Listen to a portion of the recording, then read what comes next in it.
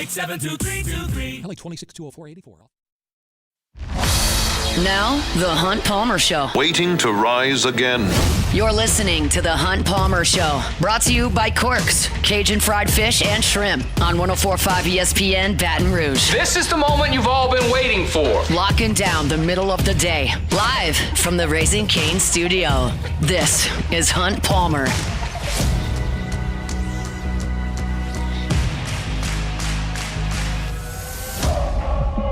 Welcome in. Hunt Palmer coming to you from the Raising Cane studio downtown in the capital city on this Friday. Means we're brought to you by Corks, Cajun fried fish and shrimp. Got Jordan Kitchens and Cassie Spazzali back there on the ones and twos, and I can see them for the first time all week. Great week in Tampa, Florida. Got back yesterday in the afternoon. The early flight out went without a hitch. An hour and 1 minute out over the Gulf. Matt Flynn, and Chris Marler made it easy. The late crew, not so much. Hester was not on OTB this morning. Matt can let you know on AFR how that went if he so chooses. But they did not have smooth sailing coming back from Tampa. But it was a great week. Appreciate y'all for tuning in all week long, for taking in our content all week long. It was a great week for us for networking, for content. Just a lot of fun over in Tampa, Florida in the middle of the summer. And now we are inching closer and closer to football season. We've got a lot to get to over the course of the next 2 hours. The All-SEC teams are out as we told you they would be. The predicted order of finish is out as we told you it would be. So I'm going to get into some of that. Preston Guy here in 15 minutes from TigerBait.com. We hadn't talked Saints all week. We will talk Saints coming up here at the bottom of hour number 1. Kat Terrell's got a great training camp preview up at ESPN.com that I dove into this morning. We'll get into some of that. Dr. Jeffrey Hogan with Ochsner is going to come on, and I'm very excited for that segment today. It's usually on Wednesdays. We decided to bump it back because of media days and all the commotion. Whit Weeks went in depth about his injury on Matt's show yesterday, and I want to talk to a doctor about it. So we will, coming up at 1:45 in hour 2. Our in-depth chart series concludes, looking at LSU's special teams. I do have a summer baseball update coming your way later on in hour number 2. One of the LSU transfers is just having a sizzling summer, and we'll talk about that. So as you can see, plenty to do to wrap up the week. Let's get started with our opening drive. Welcome to the big league. It's time for Hunt's Opening Drive. Presented by Fabry Chevrolet GMC in St. Francisville. Let's get started. The SEC Media Days preseason poll has been announced. That is the order of finish. It is the all-SEC teams' first, second, and third team. I wrote about this over the weekend before we got on the plane to go to Tampa, and I predicted how I thought things would go. If you listen with any regularity whatsoever, you understand that my predictions don't often go so well. My picks for games are not awesome. I very often give bold predictions preseason that don't even come close. That happens a lot, and I make fun of myself for it all the time. So whenever the rare instance occurs where I do a pretty good job, we can talk about that too. I pretty well nailed the preseason predictions from an LSU perspective. I wrote that I thought LSU would be picked 5th. And LSU was picked 5th. Georgia picked to win the league. There were like 180 or so votes, and Georgia got 88 of them. Texas with 57, Ole Miss with 6, A&M with 5, Alabama got 3, Oklahoma got 2, LSU got 2, Kentucky got 1. So LSU with 2 first-place votes, but they were picked 5th in the SEC. I'll quickly kind of go through that. Georgia was picked 1st. Texas 2nd. That's exactly how I had it. Ole Miss 3rd. That's the way I voted as well. Texas A&M was 4th. That's how I voted. LSU was 5th. I had LSU at 6th with Alabama ahead of them. LSU 5, Bama 6, Oklahoma 7. So LSU ahead of 2 playoff teams from a season ago. Then you get into that middle pack of teams that you're not really sure of, with Tennessee at 8, Florida at 9, Missouri at 10, South Carolina 11, Auburn 12, Vanderbilt down at 13. I had them closer to 7, 8 in my ranking. Kentucky, Mississippi State, and Arkansas rounding out the field, and that's kind of what we thought. Those are the 3 teams that probably got the least buzz in Tampa over the week. But as far as LSU players go, I wrote kind of almost to a T what happened. You had Trey Green on the first team, which I predicted. You had Jordan Seaton on the first team, which I predicted. You had Whit Weeks on the first team, which I predicted. I had Prince Willuman-Mielon on the second team. He was actually a first-team honoree. And then I was a little bit surprised, quite honestly, to look up and see that Grant Chadwick, LSU's punter, was first team on special teams. So 5 LSU Tigers on the first team: Trey'Dez Green, Jordan Seaton, Whit Weeks, Prince William Ellen, and Grant Chadwick. That was your first team honorees. On the second team, 2 guys that I thought would be on the second team: DJ Pickett and Ty Benefield. I voted for Ty Benefield on the first team. I think he's going to be a stud at LSU. We talked about safety yesterday in our in-depth chart series from Tampa. I think he's going to be a great player. I think he's going to be a first-team player. He was on the second team. DJ Pickett, I figured would be a second-team selection. He didn't have a monster year last year by just general college football standards. He was, of course, On3's National True Freshman Defensive Player of the Year, and he had a great year for a freshman. This isn't a freshman voting, though. It's just how do you play? And he's famous from his recruiting time. So I feel like he hasn't proven it quite yet, but he certainly has that potential, and he and DJ Pickett and Ty Benefield were on the second team. On the third team, Braylon Moore was honored. I figured Braylon Moore would be on the third team. And also, I thought my prediction was that Sam Leavitt would be on the third team. He was not. He was not named an All-SEC preseason pick. Those went to Trinidad Chambliss, as you would imagine, and then went to second team with Arch Manning and third team with Gunnar Stockton. I thought Leavitt might creep in there. He did not. So 9 players in total were selected by the SEC media from LSU. Also on the third team, you had TJ Daugherty. I thought he would be a second-team pick, but he was a third-team pick. He was there at media days. That always helps if you're present and people see you and see your name. Daugherty, of course, was the SC's tackles leader last year, played at Clemson, played at Ole Miss, playing at LSU. So that made a lot of sense. When you look at the players that were honored and you look at where LSU's perceived strengths are, because I'm not naive enough to sit here and tell you that this matters at all. It doesn't. I filled out the ballot, and very honestly, as you might expect, when you have to list 10 offensive linemen, when you have to list 5 secondary players, when you have to list 5 wide receivers, 6 wide receivers, you start to look at the list and go, I'm not sure who that is. Guys transfer constantly. It's very hard to keep up with everything. So this doesn't really matter. But I use the word perceived strength, where LSU's perceived strengths are. Obviously, it's a really good thing to have a first-teamer at left tackle. Obviously, it's a great thing to have a first-teamer as an edge rusher. Those guys get paid a lot of money in the NFL. They get paid a lot of money in the college ranks. That's a really good thing. To have Whit Weeks in the middle of your defense healthy, that's a really good thing. He's one of the best linebackers in college football. Trey'Dez Green being on the first team, I take that as kind of a wide receiver. He's a playmaker. That's a very, very good thing as well. I think Trey'Dez Green, as most of you listening to, is primed for a monster season where I think he could shatter some LSU tight end records. He already set the single-season record for tight end touchdown catches last year. He's taking over for the most productive tight end in school history in Mason Taylor. I think when Trey'Dez Green's time is done here at LSU, based on his body of work, his athleticism and skill set, and the coaching staff that's here, he's going to have a massive season. And oftentimes tight ends aren't the most productive players on the field. Every once in a while, there's a unicorn that runs through like Brock Bowers, who is the dude for his team, but it's not necessarily common in college football. Trey'Dez Green is that guy. And so you've got playmaker on the outside. You've got guy that can rush the passer, guy that protect the passer, middleman on the defense. You've got some really, really key pieces there. I think it's very possible, if not likely, that Ty Benefield plays his way into that discussion.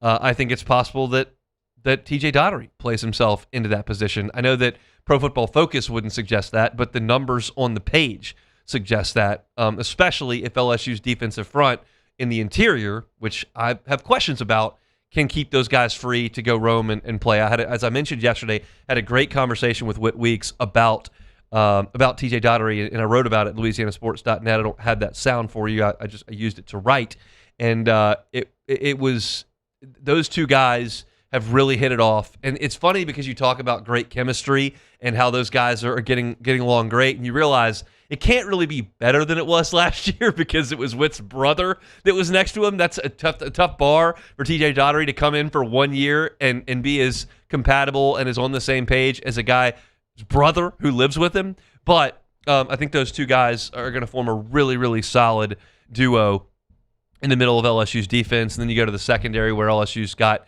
two really, really high-profile players that have elite skill sets that could translate to the next level and really could translate to being great on this level with Pickett and Benefield. Braylon Moore in the middle of your offensive line. Center and left tackle, the two biggest spots on the offensive line. You've got preseason All-SEC nominees right there, and Braylon Moore at center, right there on left tackle with Jordan Seaton. So nothing overly stunning. I was surprised to see Grant Chadwick as a first-team pick. He had a nice year last year, and if you go look up the statistics, it looks okay, but there were also some significant issues. LSU didn't cover punts very well. Net punting wasn't very good. They've got to be better in the punting aspect of the game, and we'll talk about that in hour number 2 when we get into our in-depth chart series. But 9 players for LSU were picked as All-SEC honorees, and LSU was picked 5th by the media, and I think that's about right to put a bow on this segment. As I said yesterday, I picked him 6th. The media picked him 5th. That, to me, 4th, 5th, 6th, is right there on the bubble for the college football playoff. And if you win a couple of games close late, you're probably playing yourself into it. If you don't make the 1 or 2 plays in the final 4 minutes of a game, you're probably going to be right there on the outside looking in. That I think is a fair assessment of this LSU team at this point in time. Now, if we see them come out against Clemson and Ole Miss and just light it up offensively and that defense is nasty, then I'll be pretty quick to go, yeah, we may have undershot it. But I'm not, after last year, admittedly, I'm a little bit shy to really pick great things for an LSU team. It's a new head coach. It's a new offensive system. It's a whole new roster of over 50 new players. I get it. It's not the same, but I feel the same with the new transfer and some preseason buzz as I did last year, and that probably makes me back off just a little bit. That's just how I feel. It doesn't matter. It's July, but that's just how I feel about it, and I think LSU is rightfully picked as a bubble team for the college football playoff, 5th in the Southeastern Conference, and that puts a bow on SEC Media Days 2026. All right, let's chug along here on this Friday. We're brought to you by Corks, Cajun Fried Fish and Shrimp. Preston Guy from Tiger Bait will be here next. The Hunt Palmer Show. One Bath and Closets. OneBathAndClosets.com is the website. David Duvall and his team, 30 years redesigning and remodeling bathrooms and closets. If you've got some sort of imperfection in the bathtub or in the shower, don't just, I'll get to that later. Because what happens is you leave it over time, a month, 2 months, 90 days, and all that time, you've got walls, ceilings, floors susceptible to water getting places you don't want it. And that can lead to significant repair damage. Significant in terms of the time that it takes to get it done, the expense involved in that. If you call David Duvall in One Bath and Closets, he'll come out quickly and identify things. If it's a quick fix, he'll handle the quick fix. If it's not, there could be mold issues, there could be rotting issues, all from a small imperfection in a spot where water comes from. So give the call to David Duvall, One Bath and Closets, and let him come out. Don't just let it fester. Don't just let it sit. If it looks small, the damage behind it could be much, much bigger. It's David Duvall, One Bath and Closets. Get that free consultation today at onebathandclosets.com.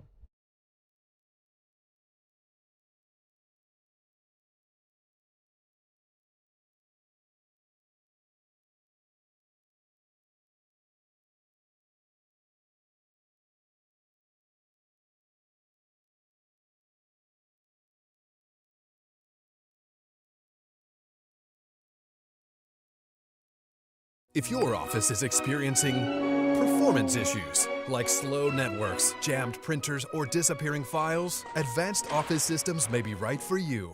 With powerful IT solutions, print management, document imaging, and security systems, they help offices regain confidence naturally. Side effects may include uncontrollable efficiency, smoother workflows, and a sudden burst of office joy. Say goodbye to those emotional breakdowns in the supply closet and get back on track with Advanced Office Systems. When it comes to industrial construction, River Parish Contractors can do it all. Mechanical, structural, custom fabrication, specialized welding, and turnaround services.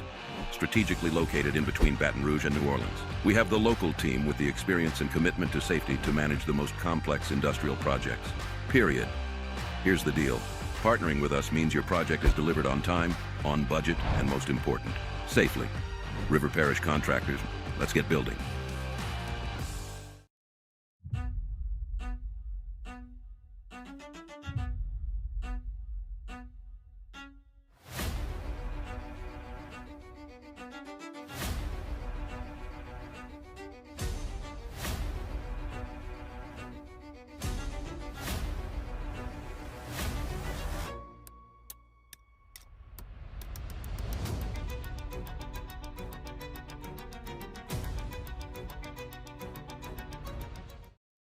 At Southern Classic Chicken, we take pride in serving the freshest, seasoned, and marinated hand-breaded fried chicken. Drive through today and pick up a family box or one of our classic combos and enjoy a true Southern classic. Order online and download our loyalty app to start earning those crispy and juicy rewards. Loyalty matters. Hey everybody, Drew Brees here. Over the years, I've learned that the best teams are built on trust, preparation, and doing things the right way. That's one of the reasons I'm excited to announce that the Brees Dream Foundation and I are partnering with Parish Construction and Roofing. Together, we are committed to helping families prepare for hurricane season. That's why Parish Construction and Roofing, the Brees Dream Foundation, and WAFB are partnering to provide one capital area family with a brand new fortified roof. Visit WAFB.com/contest to enter the giveaway and view official rules and eligibility requirements. Because stronger homes build stronger communities.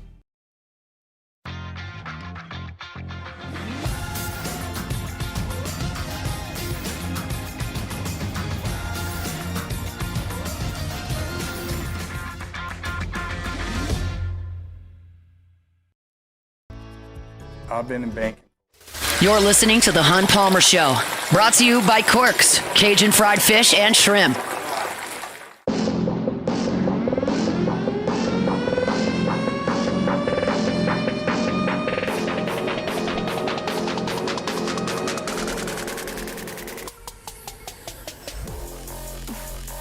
Friday shows are brought to you by Corks, Cajun fried fish and shrimp. You can check out that menu online at corksfishandshrimp.com. Getting by for a late lunch, government between Foster and Jefferson. Or this weekend, just looking for something to eat. Corks. Check out the menu, corksfishandshrimp.com. Preston Guy from TigerBait.com is here every Friday talking Tiger football. It's almost time for LSU to put on those pads and start some practice. Preston joins us now on the Jim's Firearms Hotline. Preston, how are you? Good. How's it going? Going well. I know you looked on from afar at SEC Media Days. Lane Kiffin, bit of a filibuster there on the main stage. Took a couple of questions, and three Tiger representatives I thought did a great job representing the program. And now you see that LSU picked fifth in the Southeastern Conference by the media. Doesn't mean a single thing, but it's what we talk about in July. Any takeaways from LSU's time in Tampa? Well, first off, I thought it was very interesting. Lane Kiffin broke the record for most words in an opening statement for an SEC Media Day. And then you hear the question from Michael Branton, and you kind of see why. You're like, oh, yeah, that was strategic. He wanted to limit the amount of questions and control the narrative. I get it. No, I mean, here's the deal. What people talk about at these SEC Media Days, where they pick it a finish, or they, what players they pick first team and second team, it doesn't actually mean anything for winning football games or losing football games. What it does do is set a bar of expectation. Now, hey, there's a relatively high bar that's going to be kind of easy to finish underneath, right? Also, there's an opportunity to exceed expectations as well. There's some room to go up fifth. I think that, in my personal opinion, I think where they put LSU is very fair based on the quantity of talent they brought in, and a handful of issues they still need to work through. This was a question I would have asked Lane Kiffin if he took more than four in the main room and then he was gone. That's all I had. But do you think that financial investment in a roster year to year sets the internal expectation? Or is it just, hey, your expectation at LSU is to win. You might spend 40, you might spend 23, but you're supposed to win? No, I think my answer is probably going to be a little different than Lane's would be on that. Well, I mean, fine. If you're an LSU booster and you just paid, $2 or $3 million to chip into this roster, and then you feel, it's a roster right up there. It's the most expensive ever put together in college football. I mean, what's your expectation on return on investment there, right? Like, of course, there's going to be internal pressures to compete at a high level. And I will argue now, my bar for what fans and stuff are going to be disappointed by is not nearly as high as apparently Benjamin Watson and most of the national media. They say national championship or bust. I think in year one with 59 new faces, that's pure insanity. But I will say this: make the playoffs or bust, right? Like, you cannot be a completely irrelevant football team with that kind of investment. So what if they go 9-3 and don't make it? Like, I realize it's like, what does that 9-3 look like? But just in generic terms, like, that's not a bad season. That would probably have like 3 good wins in it. Well, I'm also looking at the schedule, and based on where it sits right now, 9-3 could give you a realistic shot to make it. Just being, objective on what's there, you're going to have 4 teams that are very likely top 10 teams that you're playing this year, right? And then Tennessee probably is going to be tough to play there. And Auburn is another team that, could get some top 25 buzz based on what, Golish is bringing in that system. So, look, 9-3 and missing the playoffs and 9-3 and making the playoffs are two very different conversations. I look at what a 9-3 would look like, right? And you would have, I'd name 6 tough games, and you would be 3-3 in those, right? Yeah. So, depending on what your moments are. But yes, 9-3 missing the playoffs, it doesn't matter, what it is. Fans won't be happy about that. The expectation is, hey, this is a top 12 program, be one of those 12 teams. Preston Guy, TigerBait.com with us on Fridays. The All-SEC quarterbacks, all the 3 of them, Trinidad Chambliss first team, Arch Manning second team, Gunnar Stockton third team, no Sam Leavitt. Does that surprise you, and how would you stack that deck? Maybe Gunnar Stockton a little bit was a surprise, but, there's a bit more familiarity for them, and, he has a little bit less concerns and baggage than Sam Leavitt. Sam Leavitt's a guy who not only had a down year when he did come to Mississippi State, he didn't look good. I'm sure all of the Mississippi State media in attendance probably gave him a pretty low rating, and I don't think that there was any reasonable expectation that Sam Leavitt would be above Trinidad Chambliss or Arch Manning coming into this. So, I don't read too much into that. I think Sam Leavitt is very much so in the category that a lot of this LSU team is in, where he's objectively a good player with a chance to be great. I'll quickly, just so, because you're probably not looking at it currently, but the guys that were honored for LSU today on first, second, or third team, offensively was Jordan Seaton, Braylon Moore, Trey'Dez Green. Defensively, it was Whit Weeks, Prince Willem Mielen, Ty Benefield, DJ Pickett, and then you had Grant Chadwick at punter. If there's a player on the roster that was not first, second, or third team in the preseason that you think is likely or very much could be a first, second team guy when dust settles, like who would that be for you? Well, Hunt, I think the big curveball here is those freshman defensive linemen at LSU. Would it really shock you if one of them broke out into a starter role and gave you all SEC caliber reps based on what we've seen from them so far, right? I think Deuce Gerald's is going to start against Clemson. Yeah, well, that would be impressive. That would be very impressive. And, of course, he's been very impressive. So, yeah, if one of those guys busts out and takes starting snaps or even come close to starting snaps and they show as much promise as they showed in spring. Obviously, we haven't seen Lamar Brown yet, but the other two showed a lot of promise. Then, yeah, absolutely, I could see one of them being at least, third team All-SEC. Is there a running back you think could break through, especially in a scheme that's produced a lot of rushing yards over the last 5-6 years? We'll see, man. I have a lot of concerns about this running game. I know that's been Lane Kiffin's bread and butter the last few years with his offense, but, in spring they did not look good and could not run the ball in between the tackles. I also have concerns with this offensive line, being that 3 out of 5 of these guys were on roster last year, and we saw what the offensive line was a year ago. And, I think that the fact that Dylan Jones is the guy everybody is talking about when, you had 2 guys, Harlem Berry and Caden Durham, who were all the talk of the town coming into spring. I suspect that, number one, maybe their running back game won't be as prolific as it was at Ole Miss last year. And number 2, that they're probably going to split a lot of carries. So it's going to be hard to have a the guy there. If you remember 2011, they had a really good running game. But I think Michael Ford was your leading rusher with maybe 750 yards because they just had so many bodies they were rotating out there. I think you could see something similar to that this year. Yeah, the 07, the 11 teams both had just loaded backfields that shared carries exceptionally well. This is outside of LSU, but certainly within the purview of our discussion. Like Ole Miss picked 3rd in the league. How do you feel about that?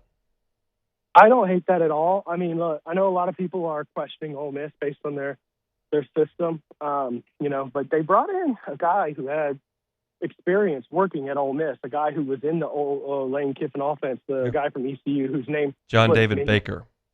Yes, David Baker. Right now, ECU fans weren't super excited about what he was able to do over there, but there's certainly familiarity, and you got Trinidad and Kiwan there, right? And a lot of other good key returning pieces. And I look at it, that's a stacked roster that, by the way, also paid around $40 million for that roster. So, the fact that I've seen Larry Coker win a national championship before, that shows me that, and by the way, I'm not saying Pete Golding is going to be a bad head coach like Larry Coker was, right? But let's say he were a bad coach because it's just an unknown quantity.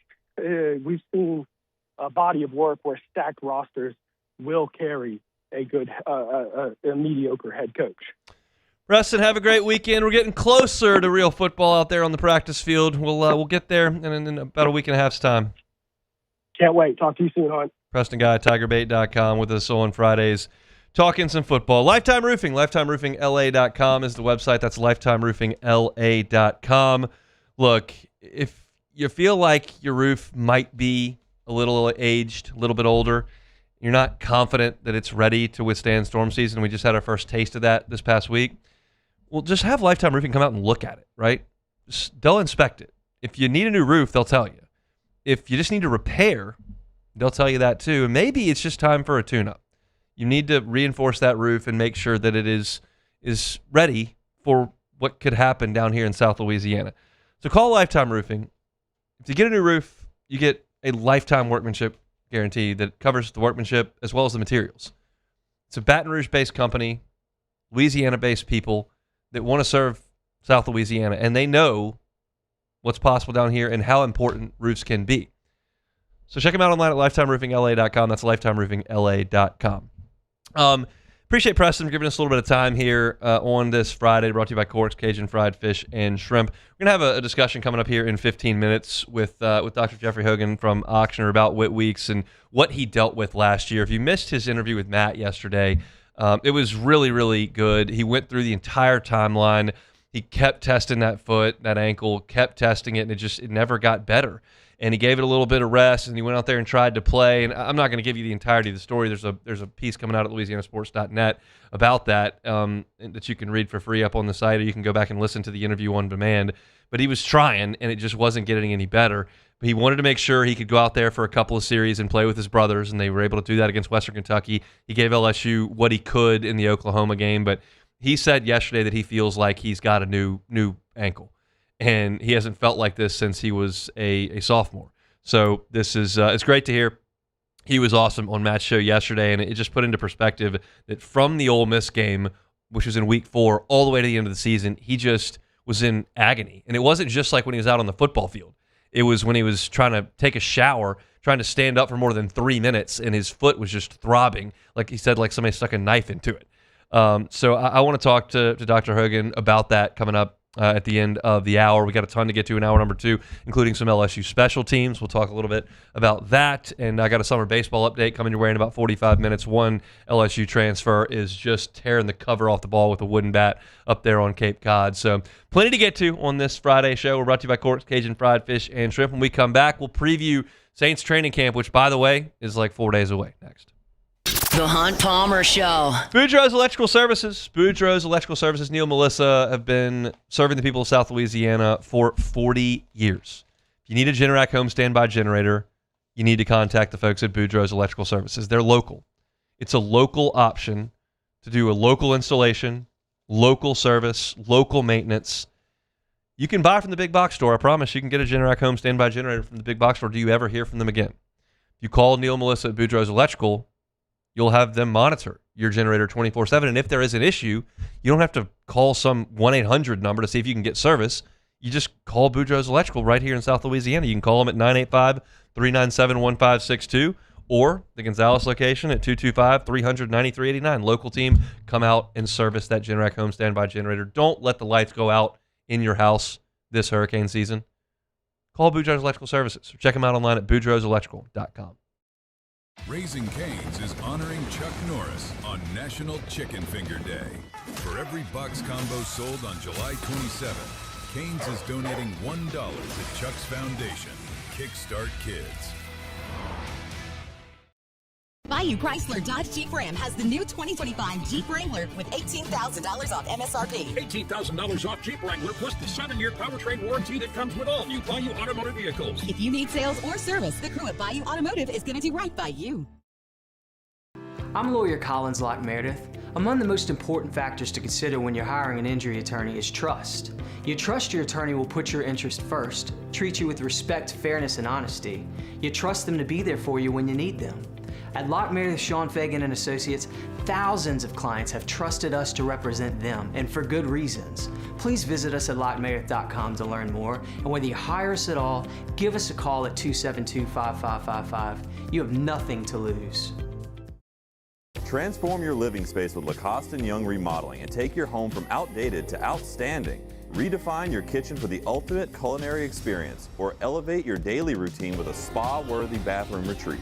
Our skilled team brings 3D modeling to life to ensure your vision becomes a reality. We believe luxury should be accessible and offer tailored solutions to fit your budget without compromising quality. So contact us today for a free estimate. Lacoste & Young Remodeling, providing perfect solutions for your dream home. At Ochsner, we know healing is a team sport. That's why we've partnered with world-renowned orthopedic surgeon Dr. James Andrews to create the Ochsner Andrews Orthopedics and Sports Medicine Institute. Whether you're a professional athlete or a weekend warrior, our team of specialists are dedicated to getting you back in the game. So whatever your reasons are for reaching your personal best, we've only got one: you. Ochsner Andrews Institute. Long live you. When it comes to industrial construction, River Parish Contractors can do it all.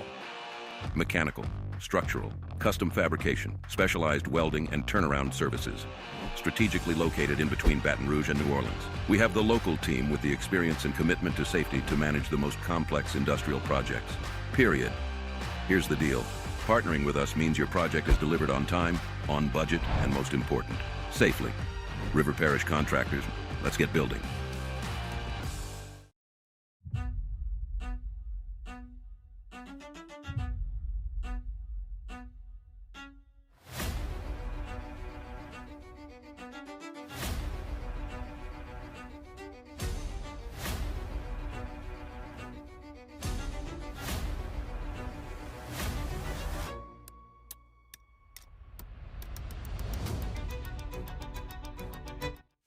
This is the Hunt Palmer Show, brought to you by Corks, Cajun fried fish and shrimp.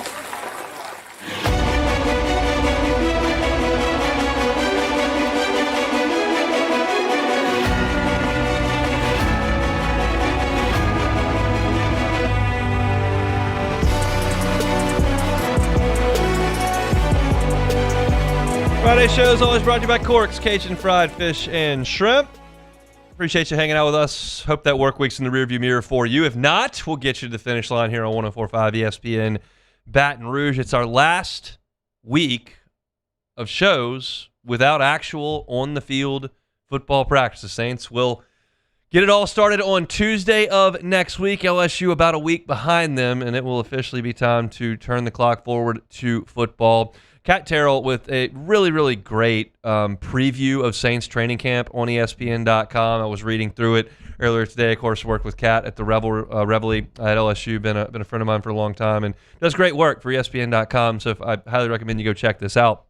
I was diving into it today, and I agree with a lot of the things that she wrote. And there are a couple that I would see a little bit differently. So let's get into kind of what she had to say about Saints training camp in her preview. The number one storyline for Kat is, how does Tyler Shuck look in year two? You could try to be a contrarian and come up with another storyline at the top of the ledger for Saints training camp. You could try. You would fail. There is simply nothing more impactful in Saints camp and with that organization than Shuck. Because if he's a dude, it changes the trajectory of the franchise. If he's a dud, well, you've got to go back to the drawing board, and it's a huge problem. And we're not going to find that out in July and August. But we're watching, right? It is far and away the number one storyline, so much so that I don't even feel like it's necessary to expound on it. You got to have the franchise quarterback. The Saints took a swing, earliest pick that they've made since Archie at quarterback. Here it comes. We had a nice sample size to look at the end of last year. It doesn't prove anything either way. It does inspire hope. And that is clearly the top storyline for the Saints, Tyler Shuck. Okay. Then she goes with 3 players to watch. The first one she lists is Jordan Tyson, and I think that's spot on. I need to see him be healthy. I need to see him be explosive. I need to see him catch contested balls. I need to see him be productive in practice action. Like, that is a potential game changer, and hopefully your last top 10 pick for a minute, and he needs to be a hit. Because if he and Chris Olave are really good, you take a well below league average unit. Last year, the Saints, from a talent perspective, especially once you move on from Shaheed, like, you got a below average NFL wide receiving core. And if Tyson goes to the top of that list or a very close second to Olave, it elevates the playmakers around a quarterback that's trying to come into his own. We know that. I'm completely on board with Jordan Tyson. Absolutely. Then she goes with Kendre Miller. And I understand what she's saying. Kat writes, Miller's career has been hampered by injuries. He'll be 9 months out from an ACL tear when training camp begins. He likely needs to have the best camp of his career to make the roster after playing only half a season in each of his first 3 years with the Saints. I understand what she's saying. This was a reasonably high draft pick. Kamara's getting older. You've got Achin right there at the top of the list. Does Kendre Miller force his way toward the top of that and make the roster? That is certainly worth watching. Is it in the top 3? For me, it's not. If Kendre Miller goes out there and is still hurt or can't practice, like, nothing changes. He hasn't played anyway. This is in no way a subtraction from the Saints previously. It's interesting to see if a guy that has some talent can force his way to the field. It's not a nothing burger. I just can't put him in my top 3 players to watch. And Devon Godshaw, I understand what she's saying there as well. That's the 3rd player on her list. And she writes, look, he didn't play a lot toward the end of last season. And so do the Saints go with him at the front, or do they go with some of the younger players? Like, what about Vernon Broughton? What about Christian Miller? Like, yes, those are guys who were high draft picks the last couple of years. Do they take some snaps with Godshaw? I get that. But those would not have been the next 2 on my list after Jordan Tyson. I agree with Tyson at the top.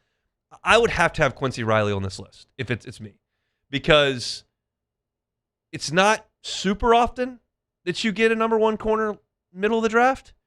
But if you do, it's a big deal. And I don't think Kool-Aid's one, even though he was earlier picked in the draft.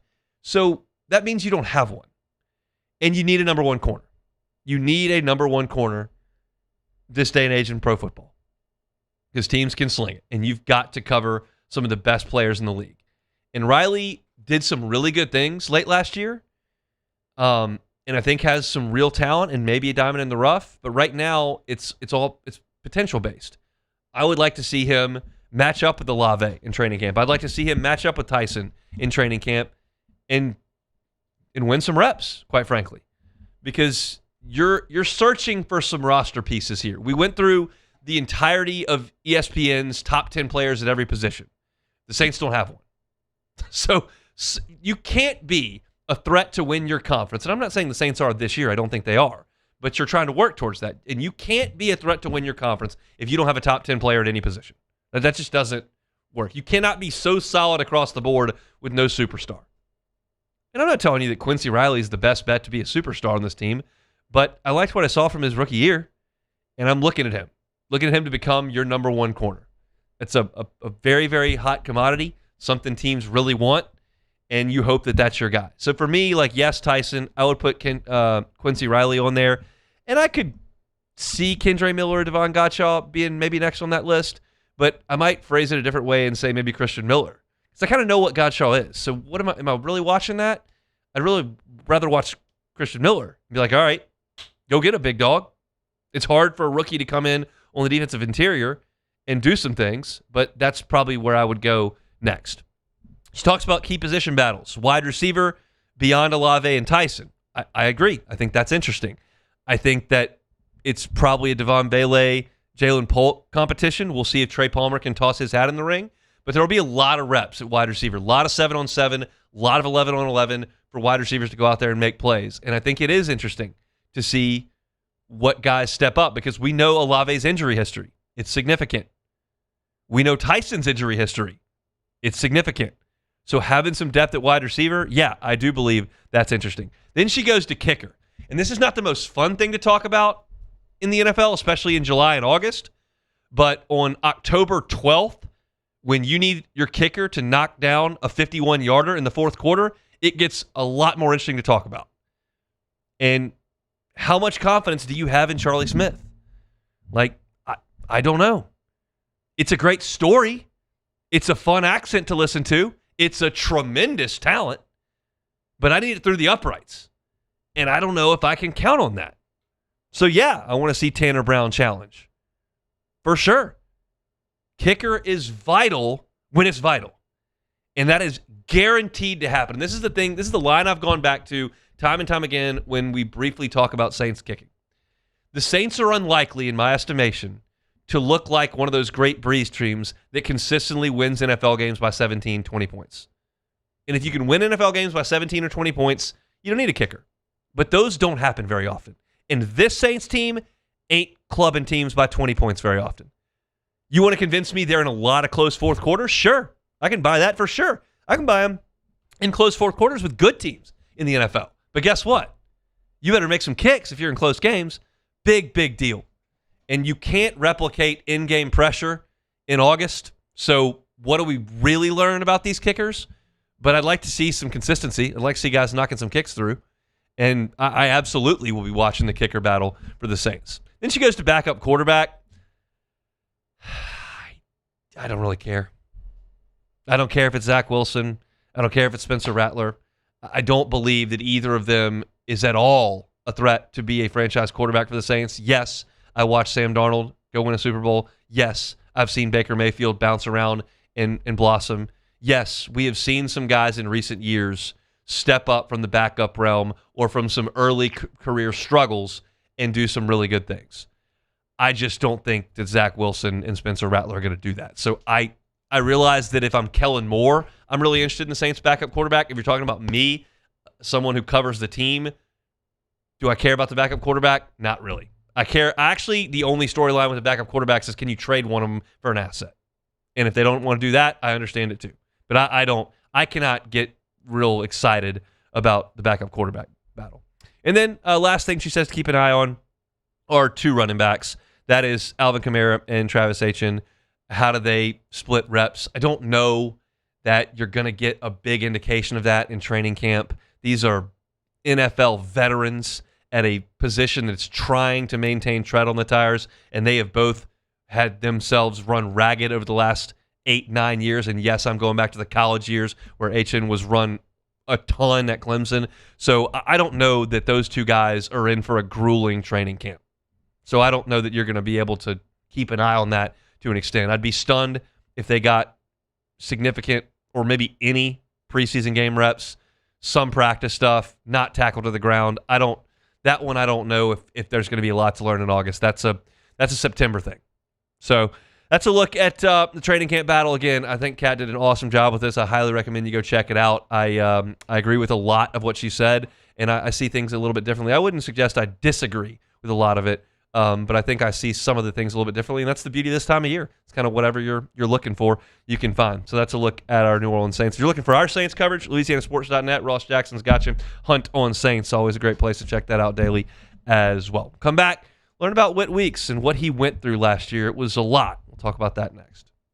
The Hunt Palmer Show. The Highland Insurance Group, HighlandIG.com, HighlandIG.com. Jonathan Carbo and his team, happy to help you with property and casualty in this day and age, this time of year. You may need a discussion about property and casualty with storm season upon us. You can't get new insurance coverage, flood coverage, property coverage when a storm shows up in the Gulf. There's going to be a moratorium put on it. They're going to close down new coverages, and you got what you got. So you better make sure what you got is what you need. And the Highland Insurance Group, they're experts in making sure that's the case. Yes, they know that premium's important, but they also know that coverage can be vital because you can't predict when that storm's coming. Can't predict when that car accident or that cyber attack's coming. Can't predict when your employee clicks on the wrong link or there's a lawsuit coming your way. You want your insurance policy to be there to respond. And the Howard Insurance Group is happy to do that. They're based here in Baton Rouge. They can help you out statewide. It's Highland Insurance Group. They're online at highlandig.com. Bayou Ford is taking $13,000 off MSRP on the new 2026 Ford F-150 trucks. Plus the complimentary 7-year powertrain warranty that comes with all new Bayou Automotive vehicles. If you need sales or service, the crew at Bayou Automotive is going to do right by you. Who bears the standard? Who sets the bar? It's not those satisfied by low-hanging fruit or by taking it easy. No, the standard is set by the best of us, by those who work hard. Dig deeper. Give more. At Sunshine, we're proud to provide John Deere products that work hard for you, the standard bearers. Find the dealer nearest you at sunequip.com. My name is Mike Krumholt, and I've been with First American Bank for 4 years. What makes First American Bank special is we're able to offer all the products and services that any other big bank can offer.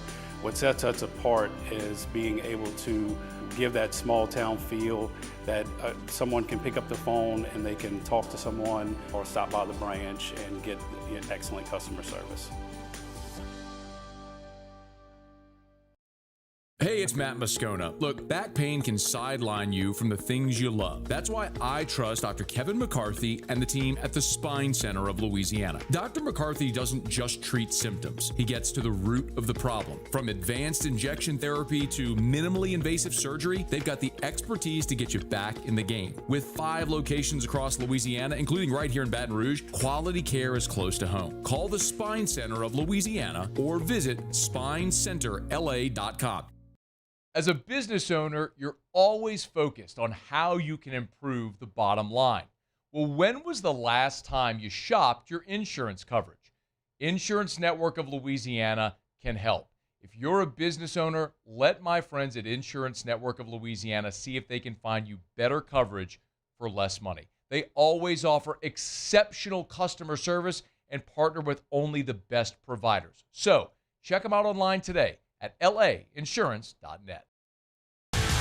Eagle 98.1, the rock station. Home of the Woody Show in the morning. Scotty Mack with Rock at Work. Michelle Southern with Southern Rock. Home of LSU sports since 1998. And rock for Baton Rouge since 1985.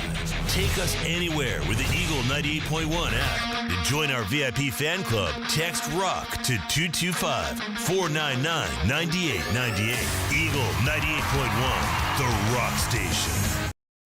At Bayou Automotive, we believe in a sales process that puts you first. We want you to experience an easy purchase with clear pricing and great service. Let Bayou Ford and Bayou Chrysler Dodge Jeep Ram be your... You're listening to The Hunt Palmer Show, brought to you by Corks, Cajun fried fish and shrimp.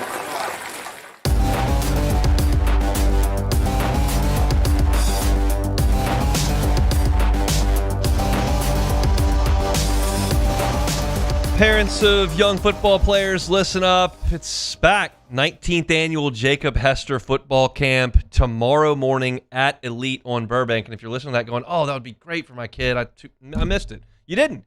You can sign up in person at the Elite Training Facility on Burbank tomorrow starting at 9:30. So get on by and let your kid learn from some of the best. Jacob Hester does an awesome job working with the kiddos. 19th year of the Jacob Hester football camp. Go on by and see it. Of course, the Elite facility run by the folks over at Ochsner. Great always to talk to one of our friends over at Ochsner, Dr. Jeffrey Hogan, has an expertise in non-operative management and orthopedic and musculoskeletal sports injuries and conditions. Joins us now on the Jim's Firearms Hotline. Dr. Hogan, thanks for the time. How are you?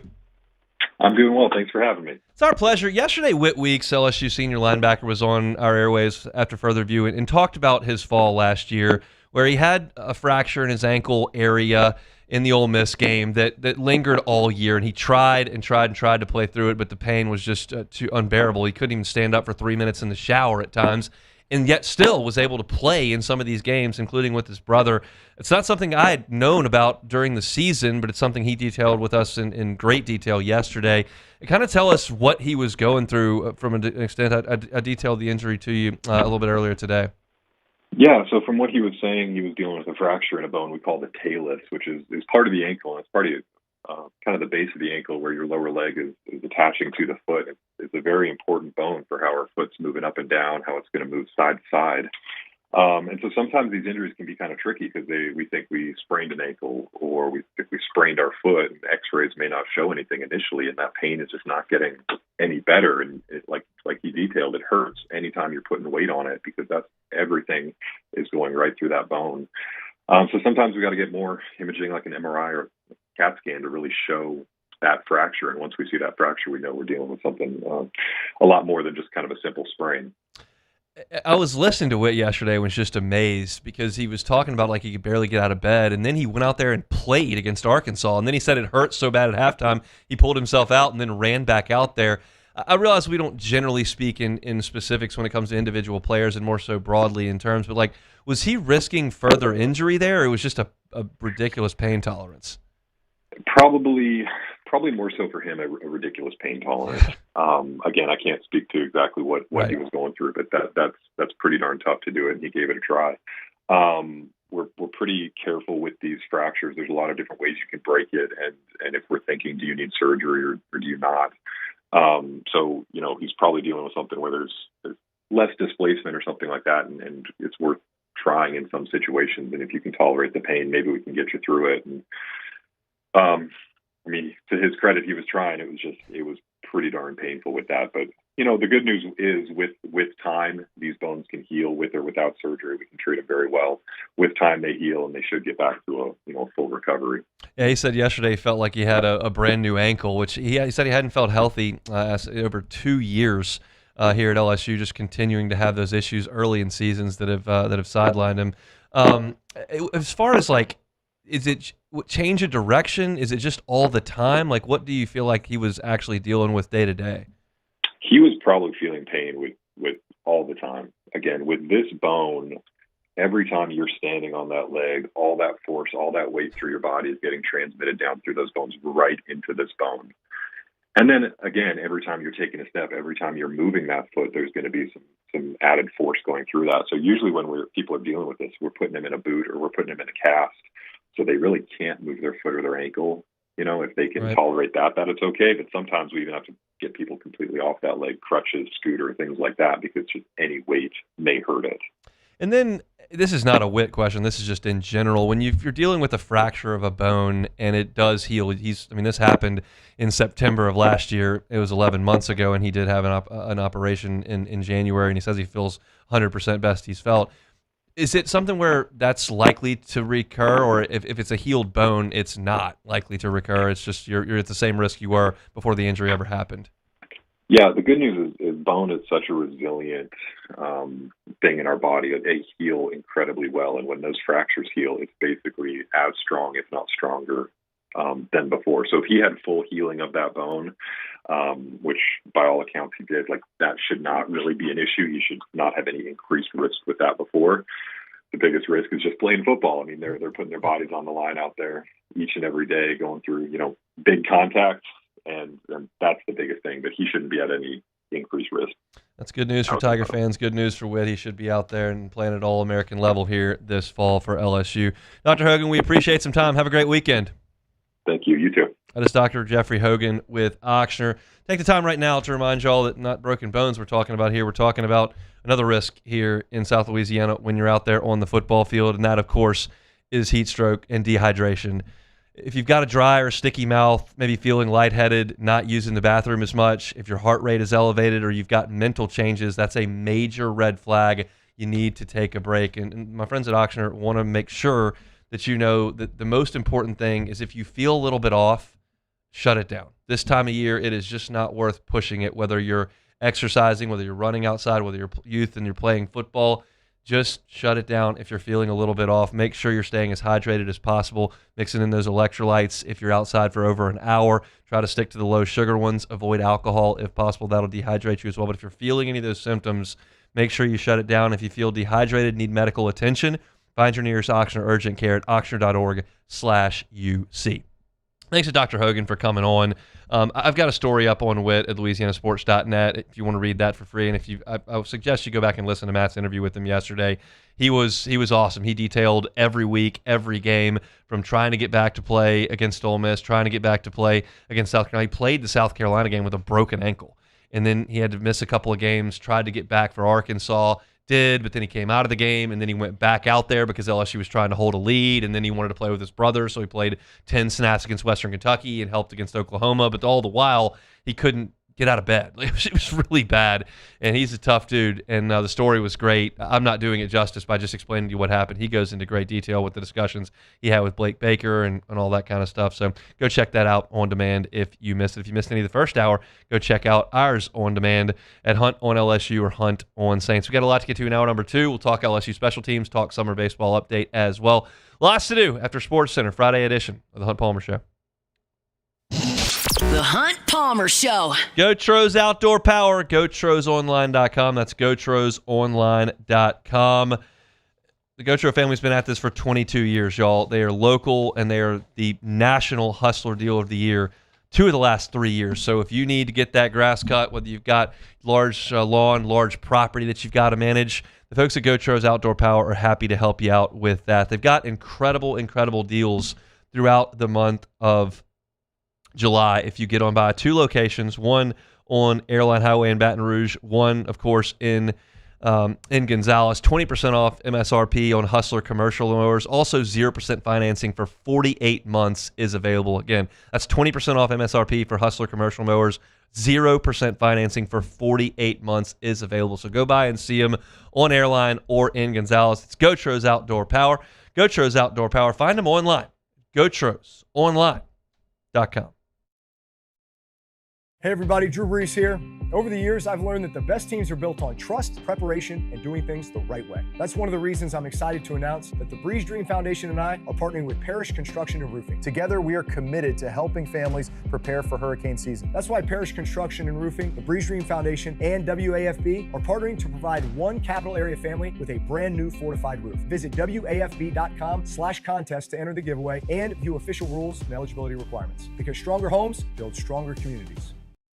Bayou Chrysler Dodge Jeep Ram has the new 2025 Jeep Wrangler with $18,000 off MSRP. $18,000 off Jeep Wrangler plus the 7-year powertrain warranty that comes with all new Bayou Automotive vehicles. If you need sales or service, the crew at Bayou Automotive is going to do right by you. Raising Cane's is raising $1 million on National Chicken Finger Day for Chuck's charity, Kickstart Kids. Join us July 27th and help us continue Chuck Norris's legacy. Chuck was a personal friend of Todd and the brand, and I know this would have meant the world to him.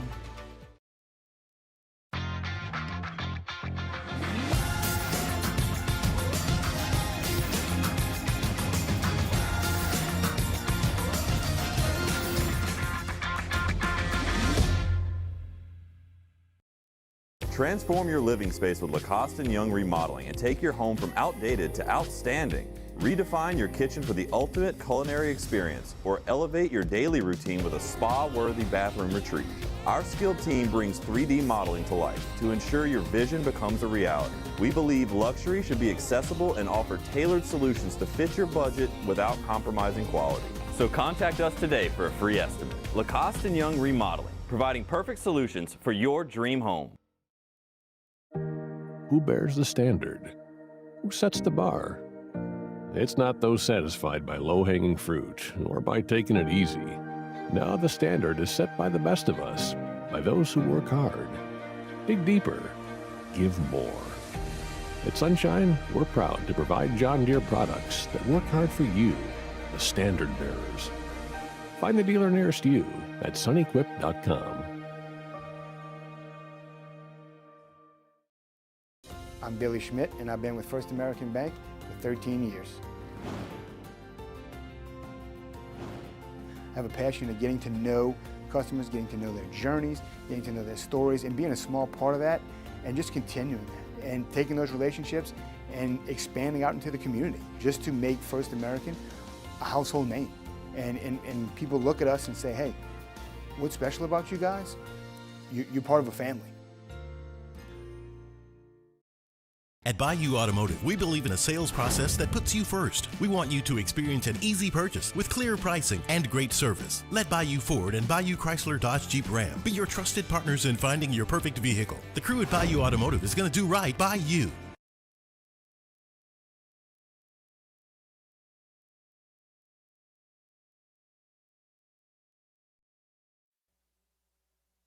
This is SportsCenter. I'm Nick DeLuca. The wait is over. We have a decision. LeBron James heading to Philadelphia, signing a 2-year, $8 million deal with the Sixers. James will make a 4th NBA stop, looking for a 5th NBA championship, entering a record year 24. Philly swept in the second round, but add LeBron and Jaylen Brown this offseason. Is it enough? ESPN's Vince Goodwill not convinced. LeBron is one of the best facilitators this league has ever seen. He played the third option behind Luka Doncic and Austin Reeves for a stretch in Los Angeles last year. The question is just going to be who's going to do the little things. But from a talent perspective, they're overwhelming. I'm just not sure that the New York Knicks are shaking in their boots. Goodwill on the Rich Eisen Show. LeBron releasing a media statement saying it'll be his last decision and that he believes he can help make the Sixers a championship team. In college hoops, December 21st non-conference game between Duke and Michigan called off this morning.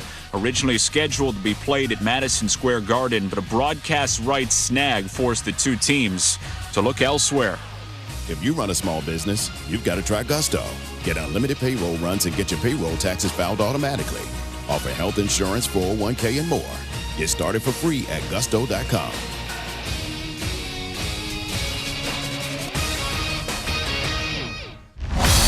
Now, The Hunt Palmer Show. Waiting to rise again.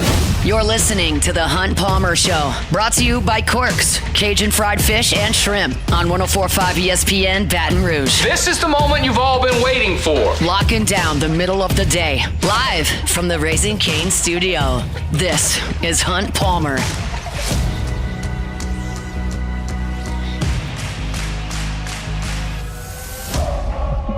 Hour 2, Friday edition of the Hunt Palmer Show, 104.5 ESPN Baton Rouge. Brought to you by Corks, Cajun fried fish and shrimp. Final hour of the week here on the Hunt Palmer Show. It's interesting because usually I don't fly a lot. I fly generally to a vacation here or there annually. I don't fly for work very often, and it's like one vacation a year, maybe fly. And so usually when I fly home, it's a Sunday, and then you're like, the whole work week's right in front of you. Well, I got home last night and I was like, man, it's Thursday. There's only one day of work left, and the weekend's here again. I kind of like a Thursday return.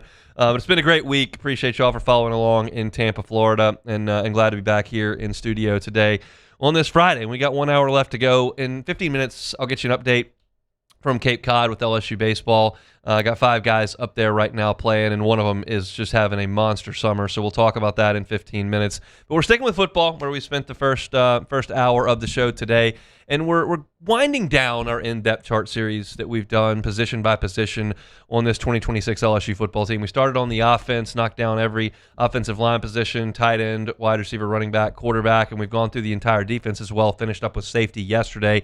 So now we transition over to special teams, and this is an area where the Brian Kelly era it was bad. It was just a bad run of special teams. He tried to do special teams without a special teams coach for a couple of years. That was a mistake, and they tried to address that, and they had some issues with personnel, and they were bad on special teams for his entire time in Baton Rouge. I mean, y'all remember early on, first game, you get an extra point blocked to lose.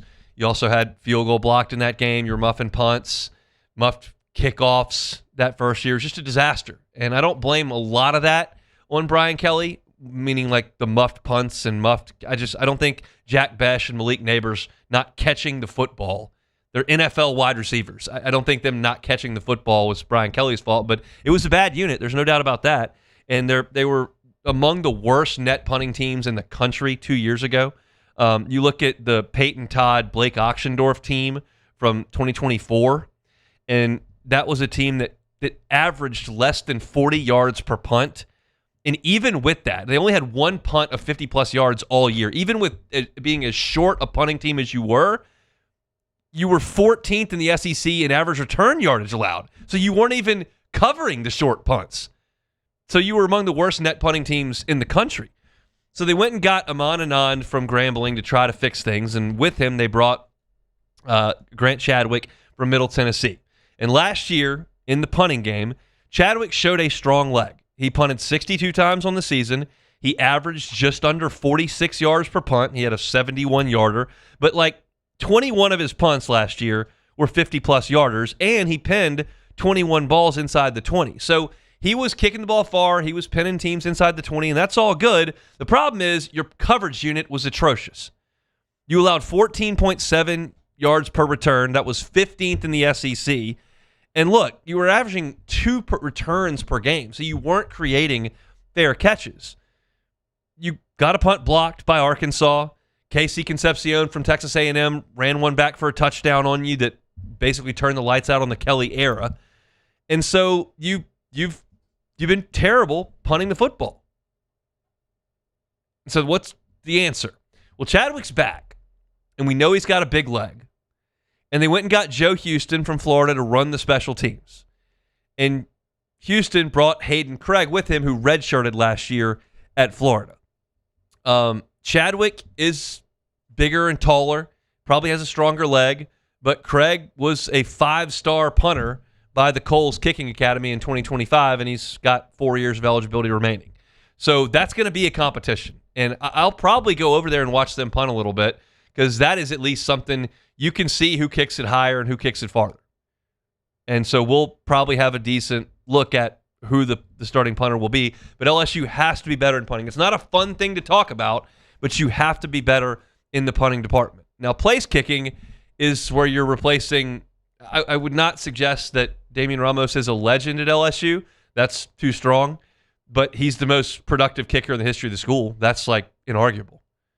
He leaves LSU as the all-time leading scorer, more field goals made than anybody. He made 129 straight extra points. He was a 79% kicker. He's probably not the best kicker in LSU history, but he's the most productive. And so you've got to replace him as he started for 4 years. So what they did was they went and got Scott Starzik from Arkansas.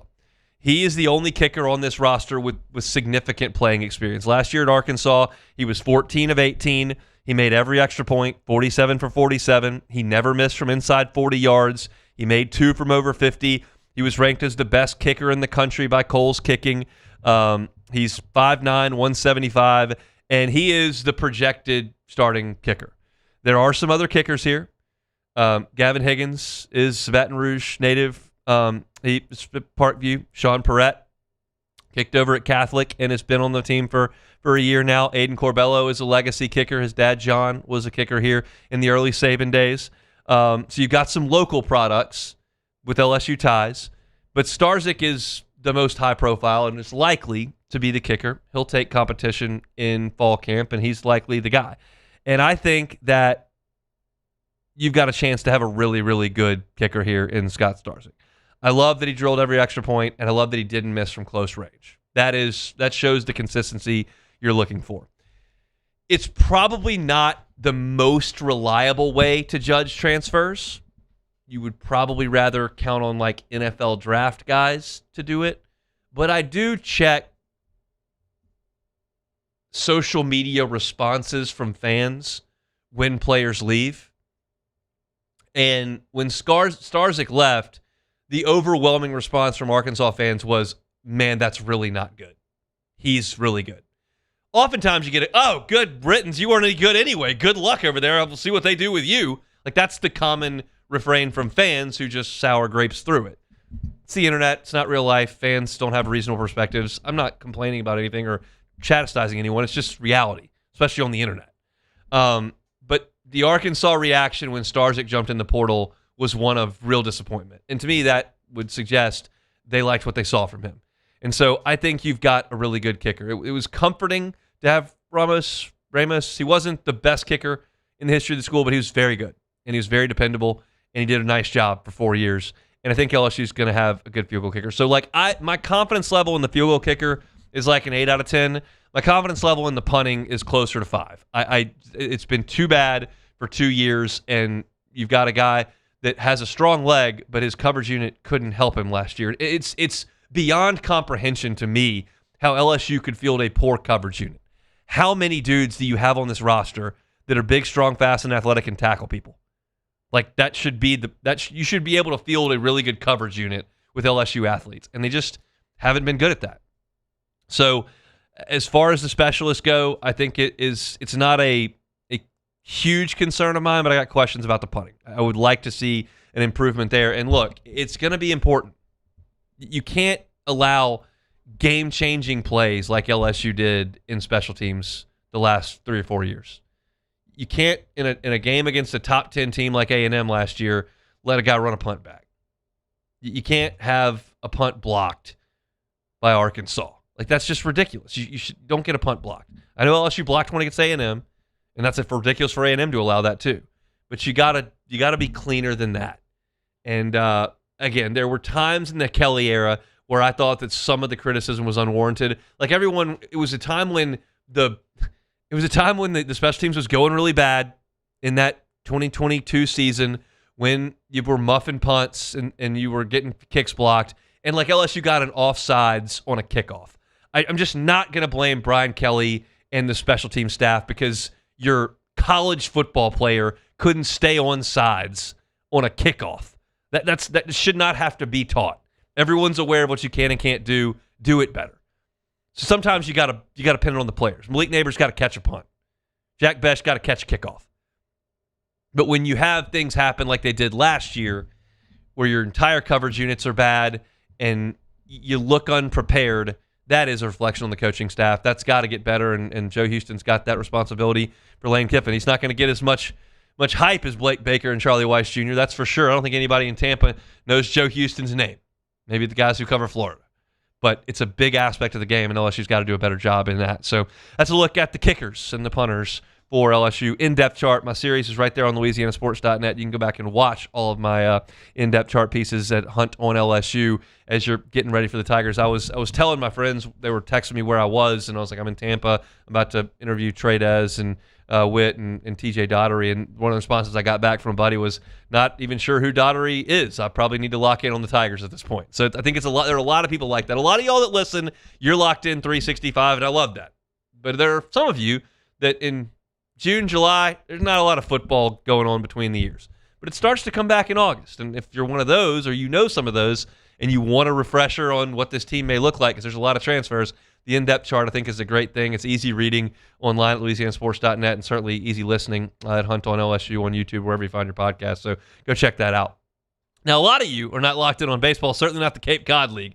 I get it, and we're not going to spend a significant amount of time on it moving forward. But there is a future LSU Tiger who's having a monster summer, and a couple other guys who are doing some really good things. So we'll get into some of that with the summer baseball update when we come back. The Hunt Palmer Show. Fabry Chevrolet GMC. FabryChevrolet.com. That's FabryChevrolet.com. Got great deals. I've been telling you about them all week long, even as we were in Tampa. And we'll continue to tell you because you've got until August 3rd to get on by. GMC is offering employee pricing on the 2026 GMC Sierra 1500 Denali's now until August the 3rd. You can get $8,000 off select Denali's on the Chevy side. They're offering 0%. Not going to get any lower than that. 0% APR financing for 5 years on the 2026 Silverado 1500s, plus no monthly payments for 90 days now through August 3rd. So you've got about a week to get on by Fabry Chevrolet GMC on Highway 61 in St. Francisville. You can check out those specials at FabryChevrolet.com as well. Don't miss them. You got now until August 3rd. It's Fabry Chevrolet GMC online at FabryChevrolet.com. People think it's all about game day. Let's go! But the real work happens in the off season. Spring practices, early lifts, extra reps. And we need a healthcare team that works as hard as we do. At FMOL Health, our lay of the lake, we take care of LSU football year-round. So we can do what we do best. We trust the lake. From championship athletes to everyday champions, trusted care starts here. Hey everybody, Drew Brees here. Over the years, I've learned that the best teams are built on trust, preparation, and doing things the right way. That's one of the reasons I'm excited to announce that the Breeze Dream Foundation and I are partnering with Parish Construction and Roofing. Together, we are committed to helping families prepare for hurricane season. That's why Parish Construction and Roofing, the Breeze Dream Foundation, and WAFB are partnering to provide one capital area family with a brand new fortified roof. Visit WAFB.com/contest to enter the giveaway and view official rules and eligibility requirements. Because stronger homes build stronger communities. Hey, it's Matt Moscona. Look, back pain can sideline you from the things you love. That's why I trust Dr. Kevin McCarthy and the team at the Spine Center of Louisiana. Dr. McCarthy doesn't just treat symptoms. He gets to the root of the problem. From advanced injection therapy to minimally invasive surgery, they've got the expertise to get you back in the game. With 5 locations across Louisiana, including right here in Baton Rouge, quality care is close to home. Call the Spine Center of Louisiana or visit spinela.com and tell them Matt sent you.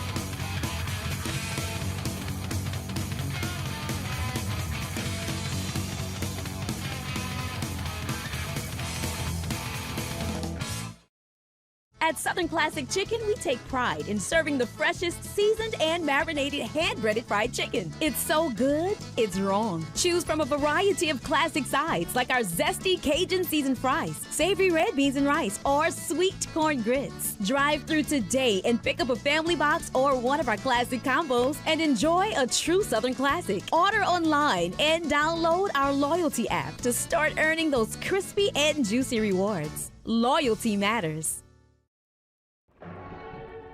These are the luckiest ice cubes in the world. They could have been a thankless bed for an all-you-can-eat salad bar. But instead, they've been called upon to cradle and cool a crisp, refreshing Dos Equis. Huh. Looks like the lucky just got luckier. This is the Hunt Palmer Show, brought to you by Quirks, Cajun fried fish and shrimp.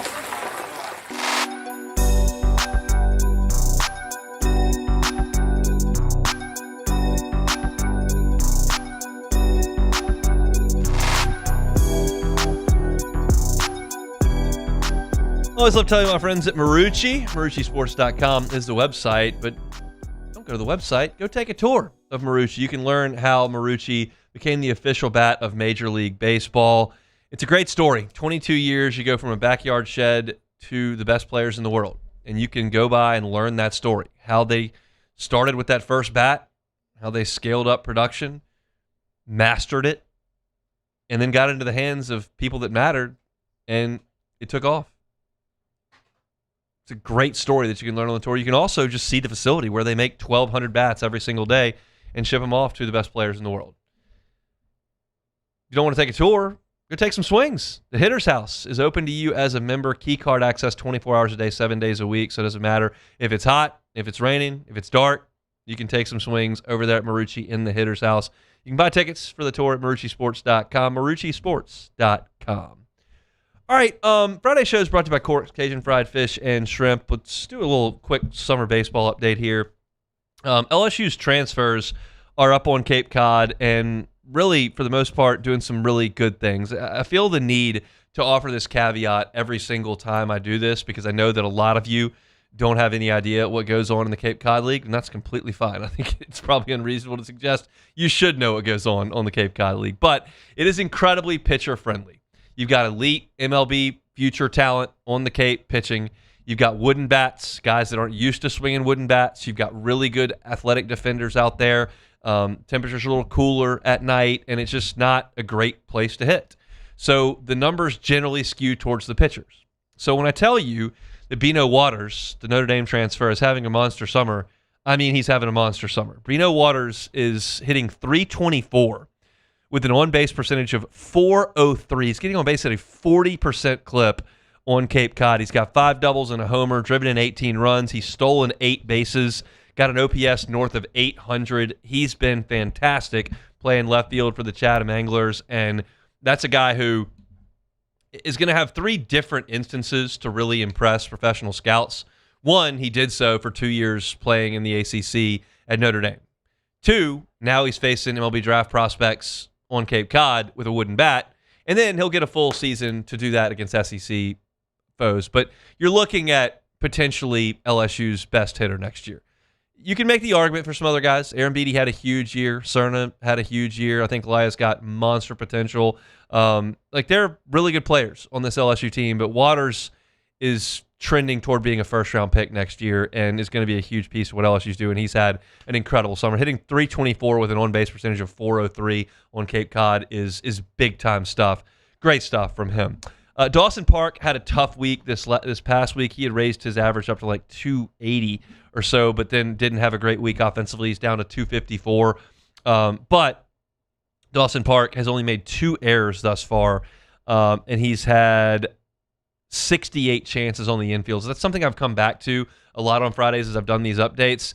He's playing great defense, and he's doing it at third, second, and shortstop. So awesome stuff from Dawson Park defensively, and he's doing okay getting on base as well, hitting .254, and it's against really good pitching. So when he was up to in the 280s last week, I was like, man, if he can close strong with a couple of really good weeks and have a batting average, which is not the end-all be-all, but have a batting average on Cape Cod of 280 or so, that's a big feather in your cap after, admittedly, not an eye-popping batting average last year at Texas State in the Sun Belt. So Dawson Park, really athletic, stealing some bases, got 6 of those, and playing great defense. Cade Kurland is hitting .250. He's got 2 homers and 6 doubles in 84 at bats. So his on base percentage is .357. That's pretty good. Strikeout numbers are relatively low. Only 18 in 84 at bats thus far for Cade Kurland, who's playing with Harwich. So nothing eye popping there with Kurland, other than the fact that he's playing elite defense, as you would expect. He's played 20 games. He has not made an error. This is a talking point I continue to rehash. You're upgrading your infield defense in a big, big way with these guys that are coming in with Park and Kurland. They're good defenders. Kurland has not got the best range you'll ever see, but he's solid with his hands, and he makes plays at second base, so you like that. Jason Wax has not had a good batting average summer. He's only hitting .200. He's 15 for 75. However, he is getting on base at a .355 clip because he's walked 14 times. When you can separate your batting average at .200 to your on-base percentage at .355 by 155 points, that's showing some ability to get on base. And so if you figure with a metal bat, with some lesser pitching that you face, and you bump that batting average up 50 points or so, then all of a sudden you're talking about an on-base percentage well north of 400, which is what you're looking for. Now, that's easier said than done, and I'm not suggesting that correlation is immediate. It's not been a great summer offensively for Wax, but he is getting on base at a reasonable clip. He also is playing a lot of different positions. He's played right field, center field, and left field. Majority of his time has been in center field. I think he'll have an opportunity to play there. He does have to realize there's competition coming there. You've got a couple of freshmen, Malachi Washington being one of them, that can push for time. Nate Davis is a heck of an athlete as well. So Wax is going to have to hit. I think he will.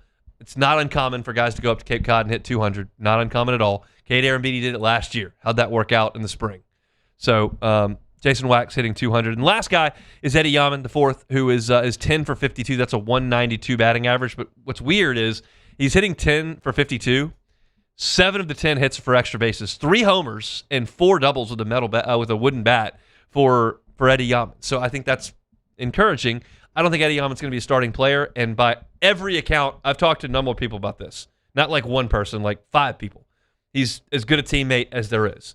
I think that the roster numbers will work out for Yaman. I think he will be on the team. I told you that 2 weeks ago when the draft came and went, that they were in a good spot there. Yaman went through senior day, so there was a thought there that maybe that would be his last game at LSU. But he's still part of the program. He's still playing on Cape Cod, and he slugged a little bit. Hadn't gotten a lot of hits, but he slugged a little bit. So huge summer for Beto Waters. Great defense from Kurland and Park.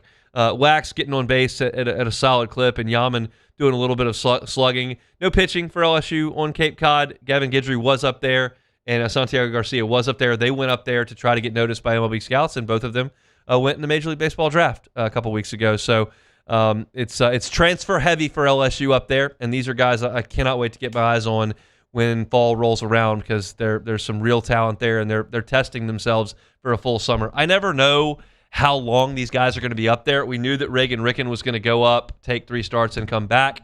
We knew that it's going to be a summer where you weren't going to push William Schmidt. You weren't going to push Case and Evans. You weren't going to Cooper Moore's rehabbing, so that wasn't going to matter for him anyway. You weren't going to send your main arms up there.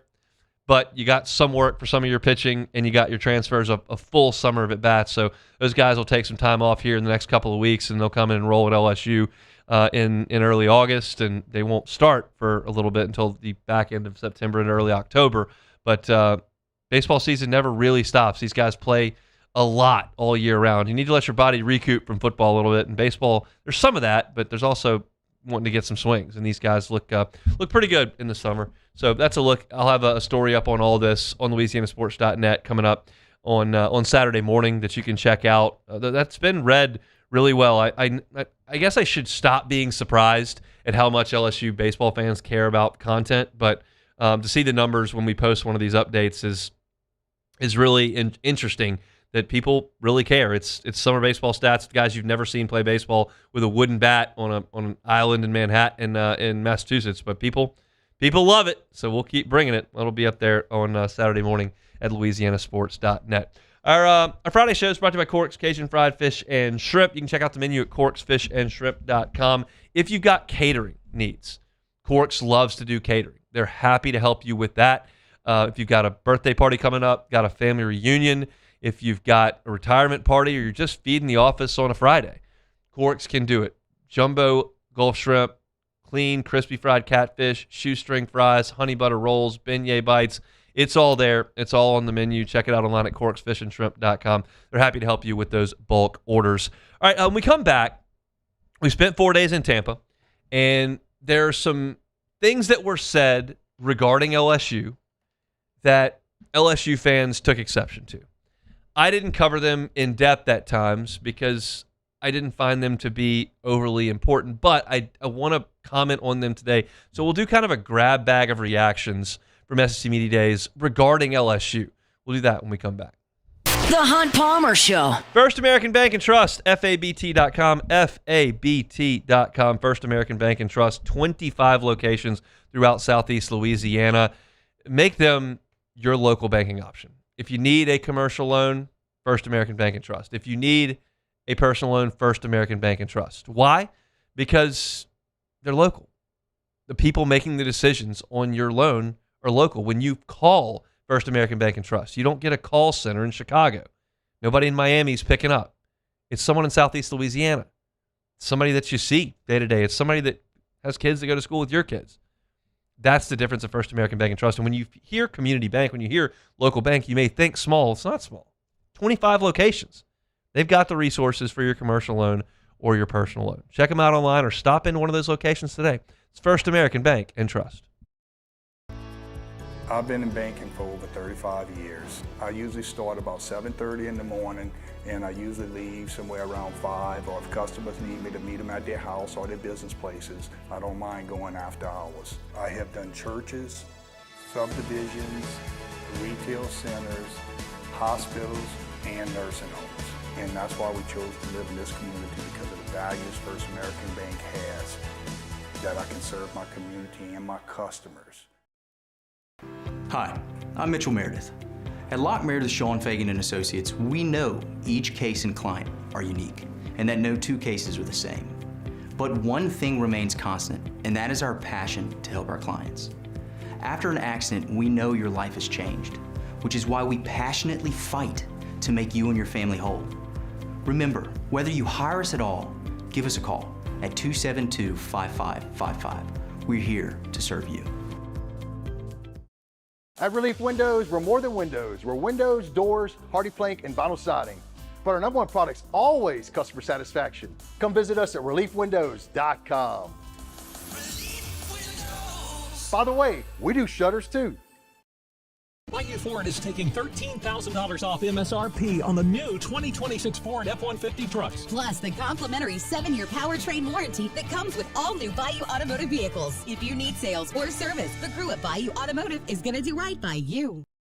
If your office is experiencing performance issues like slow networks, jammed printers, or disappearing files, Advanced Office Systems may be right for you. With powerful IT solutions, print management, document imaging, and security systems, they help offices regain confidence naturally. Side effects may include uncontrollable efficiency, smoother workflows, and a sudden burst of office joy. Say goodbye to those emotional breakdowns in the supply closet and get back on track with Advanced Office Systems. As a business owner, you're always focused on how you can improve the bottom line. Well, when was the last time you shopped your insurance coverage? Insurance Network of Louisiana can help. If you're a business owner, let my friends at Insurance Network of Louisiana see if they can find you better coverage for less money. They always offer exceptional customer service and partner with only the best providers. So check them out online today at lainsurance.net. Hey everybody, Drew Brees here. Over the years, I've learned that the best teams are built on trust, preparation, and doing things the right way. That's one of the reasons I'm excited to announce that the Breeze Dream Foundation and I are partnering with Parish Construction and Roofing. Together, we are committed to helping families prepare for hurricane season. That's why Parish Construction and Roofing, the Breeze Dream Foundation, and WAFB are partnering to provide one capital area family with a brand new fortified roof. Visit WAFB.com/contest to enter the giveaway. And You're listening to The Hunt Palmer Show, brought to you by Corks, Cajun fried fish and shrimp.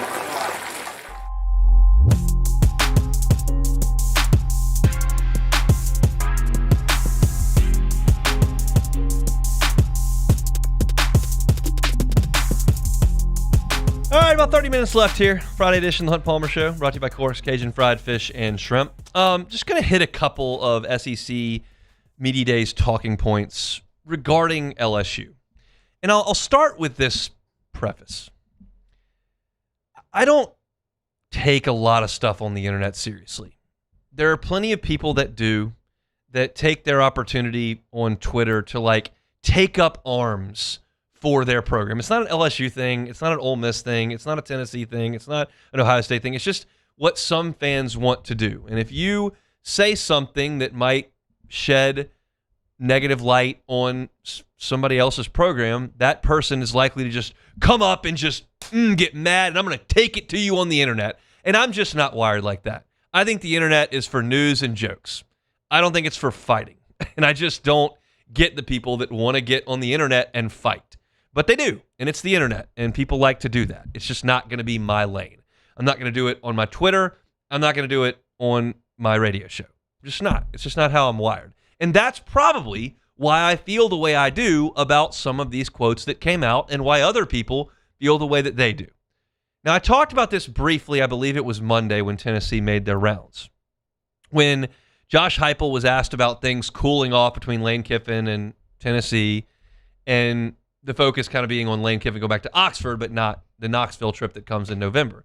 And Heupel said something to the effect, and I'm paraphrasing, of, hey, well, I hope they haven't cooled off. I hope that the grocery stores stock up on mustard and the sporting goods stores are stocked up. And that was talking about the last time when they threw the mustard bottle and threw the golf balls. And there are some people that got exasperated about that. And the people that got exasperated about that, this is the line of thinking that you have to get exasperated about that. This is the way you would have to think. Now, to be clear, I don't think this way. But if you do get exasperated about that, this is what you would have to think. You would have to think Josh Heupel wants Lane Kiffin to get hit with objects when he gets to Neyland. And he's telling the fans to throw stuff at the coach. And the fans are going to listen to Josh Heupel, and they're going to go buy golf balls and mustard bottles, and they're going to go out there in November thinking about what Josh Heupel said in Tampa in July and hurl objects at the coach and potentially get arrested. That's what you would have to think. Now, look, I know it happened previously. I tell you all the time that drunk people don't make good decisions. I'm not telling you it's an impossibility. But what I'm saying is I would hope there's some sort of rationale and rational thought that might suggest that, yeah, the Tennessee fans are going to boo like crazy and Lane Kiffin runs out there, but he left Knoxville like a decade and a half ago, and it's probably just going to be a hostile SEC environment because it's two good programs playing football. That's kind of where I am. I know that Josh Heupel was being tongue-in-cheek, so that part, it's not even debatable. You all are well aware that Josh Heupel was not saying you got to throw golf balls at Kiffin. What the debatable part is whether or not the Tennessee fans will just use their voices instead of foreign objects. And I just am not going to get up in arms over that quote. I am perfectly willing and understanding that is joking. And I think that I can give Tennessee fans enough credit this far down the line that we're not going to have a significant incident. If I'm wrong, I will go on the post-game show on the network and say, yep, I'm wrong. Y'all were dead right. And I'll come on this show on Monday and go, yeah, that was idiot Tennessee fans doing stupid stuff. I just don't think I'm going to be wrong on that. Now, the next is Pete Golding's quote from Wednesday, where they asked him about the LSU game. And he said, we got to be focused on Louisville. That's the opener. And if we're not focused on that, like we weren't focused on Kentucky 2 years ago and got beat at home, like we weren't focused against Florida on the road, then we'll get beat. And we should make the playoffs, and we won't. And people are saying that's a shot at Lane Kiffin. And I think it probably is. I think it probably is. But here's the deal. Pete Golding can have that thought. It's not unreasonable to suggest that Ole Miss didn't play well enough in those two games and Lane Kiffin was the head coach. If someone is to be mad, it should be Lane Kiffin. An LSU fan going nuts and saying that's off color or out of bounds. It's just a coach who was literally on the staff, in the meeting rooms, on the sideline with the team, who feels like that team wasn't focused. And he wants to make sure they're focused. And if you want to say, well, he should have just said, I've seen teams that weren't focused. I've been a part of teams that weren't focused and didn't play up to their standard. And we got to guard against that.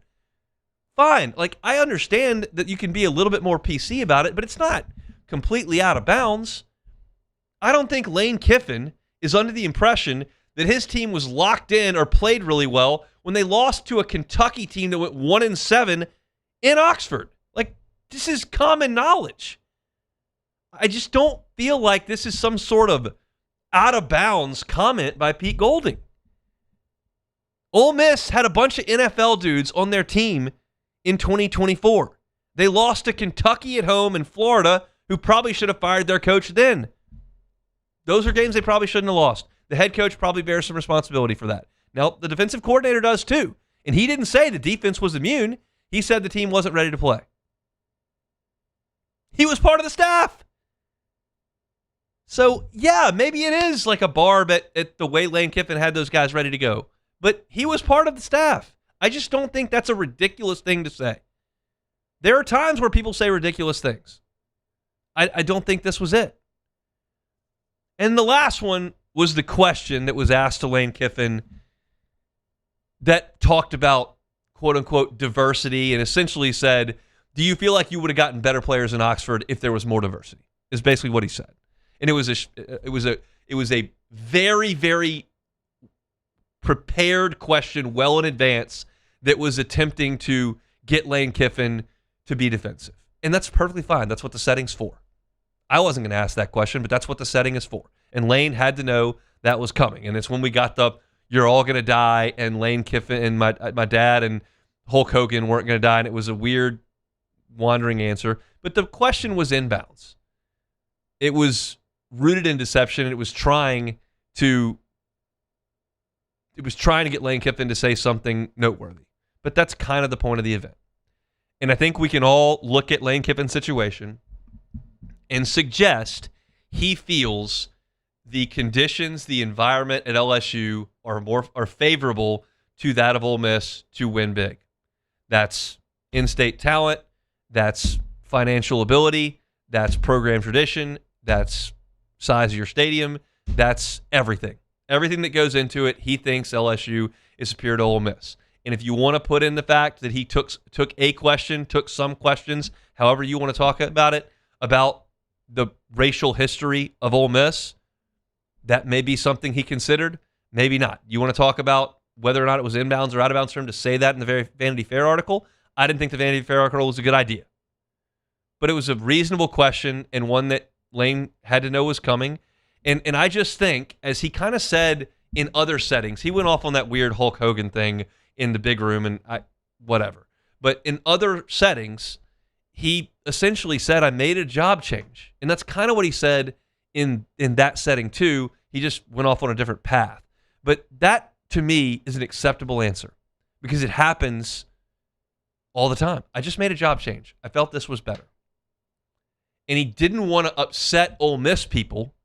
He wanted them to remember the good times and understand why he made the move. And the mistake he made was not knowing that was never going to happen. That there was never going to be common ground between him and Ole Miss once he decided, I'm going to LSU. And it made it worse that they were 11-1 and going to the playoff. But if he'd have left Ole Miss for LSU after going 9-3 and missing the playoff, they would have hated him because you can't leave one school for a school they hate. But he tried to please both parties, and that just wasn't going to happen. If he would have just stood up, and he said this yesterday, if he would have just stood up and said, I love my time at Ole Miss. It's a wonderful place. I made some life changes here. It was great. We won a lot of games. I feel like I want to take this LSU job. I want to take this challenge. I think this is an opportunity that I just can't pass up, and I understand how Ole Miss people are going to think about that. I will hold fond memories of Oxford forever, and I'm going to go to LSU. That would have tamped down the firestorm. They would still hate him in Oxford, but nationally it would have played differently. And instead, he did what he did on the way out, and then he did the Vanity Fair piece, and that's when you get questions like that. And again, it was not an out-of-bounds question. I just think Lane needed to have a little bit better answer than the paths he went down. And it's one of those deals where LSU fans will take up their arms. And that guy, such a hack. And look, I think it's a tough look when you get up there and cold read a question to make sure that you say everything right and kind of fumble through it because you're nervous because you know this is your moment. That's not the scene I'm looking for. But I get it. I understand where it comes from. I just don't really care because I think deep down it's just as simple as I thought an LSU was a better job. And he didn't want to say that leaving Oxford because he wanted to try to keep the Ole Miss fans somewhat in his corner. That was just never, ever, ever going to happen. So again, as I said yesterday, days run together over there, but as I said yesterday, this story is going to go away to an extent. LSU and Ole Miss will play, and when they play, it will matter. But there came a time where the LSU Saban thing didn't play. It was just LSU Bama. And there will come a time where it's just Kiffin playing Ole Miss. But right now, it's the story because no one's playing games. And once they play the games, and once you get past September, no one is going to be talking about Lane Kiffin and Ole Miss on Friday before LSU A&M. It could be a top 10 matchup. It's going to be Saturday night in Death Valley. Like, whether LSU wins or loses in Oxford, that game's going to be huge. And that'll be the story. It won't be what Lane Kiffin told Vanity Fair. But right now, it's talking season. It's talking Super Bowl. So that's what we got to an extent in Tampa. So again, it's probably not the best characteristic all the time to host a talk show and to be mild-mannered when it comes to quote-unquote controversial things that sometimes I don't find controversial. It sounds better to raise your voice and to bang the table and to defend your alma mater and defend LSU. And sometimes I will if I feel like that's necessary. I don't find it necessary in these instances. I don't think Heupel was being serious, and I don't think what he said is going to inflame the people in Knoxville 4 months from now. I don't think Golding was out of bounds suggesting that Ole Miss should have probably beat Kentucky, and I don't think the question that Kiffin got about diversity was completely out of bounds or inappropriate in that setting. And that's going to lead to more mild-mannered sports talk and maybe a different perspective than you've gotten, maybe a different one than you have, It's just the only one I have. I'm going to look at the situation and try to be as objective as I can. I'll never hide from my purple and gold background and my rooting interest. That's just not, I'm not going to fake it. Some people fake it. I'm not going to fake it. And I'm not going to fake outrage here either. It's just, I don't find any of that to be completely over the top. I think it's just part of the week of talking season down there in Tampa. But that's in the rearview mirror. We're close to football, y'all.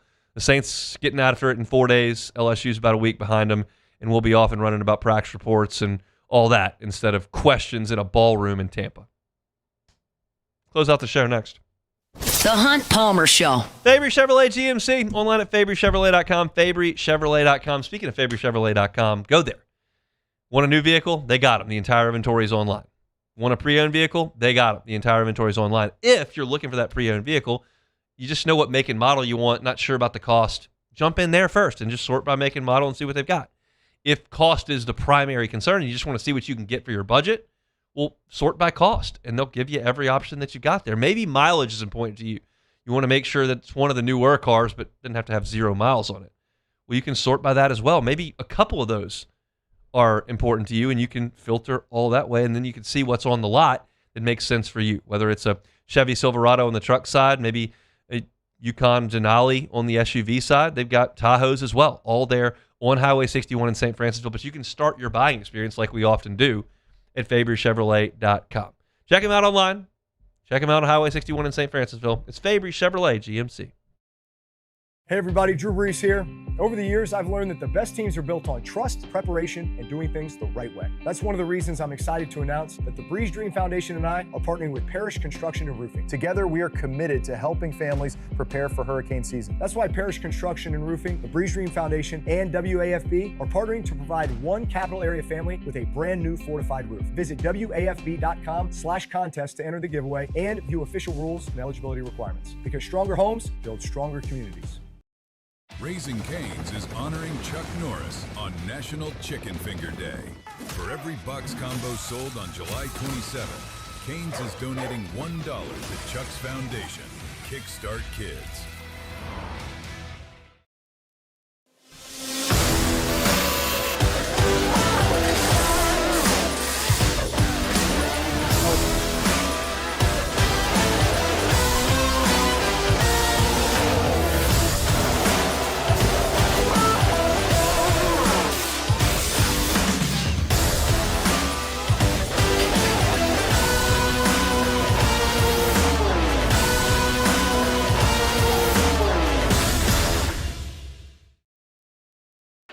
When it comes to industrial construction, River Parish contractors can do it all.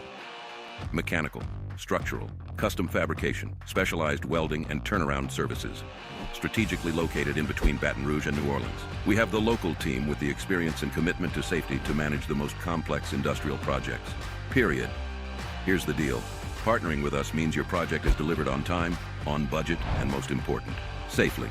River Parish Contractors, let's get building. I'm Gabrielle McLeod on behalf of the Louisiana Propane Dealers. I have spent hundreds of hours preparing for scholarship competitions.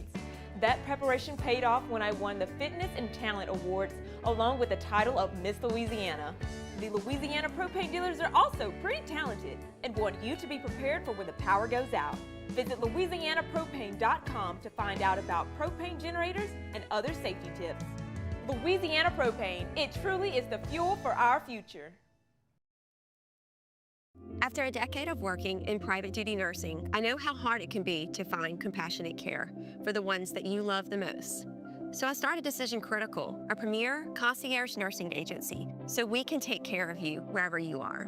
Our highly skilled nurses provide exceptional care from the comfort of your own home with personalized packages for short-term, long-term, or even around-the-clock care. Visit us at decisioncriticalbr.com and give us a call today to get started. These ice cubes could have been a thankless bed for an all-you-can-eat salad bar. But instead, they cradle. You're listening to The Hunt Palmer Show, brought to you by Corks, Cajun fried fish and shrimp.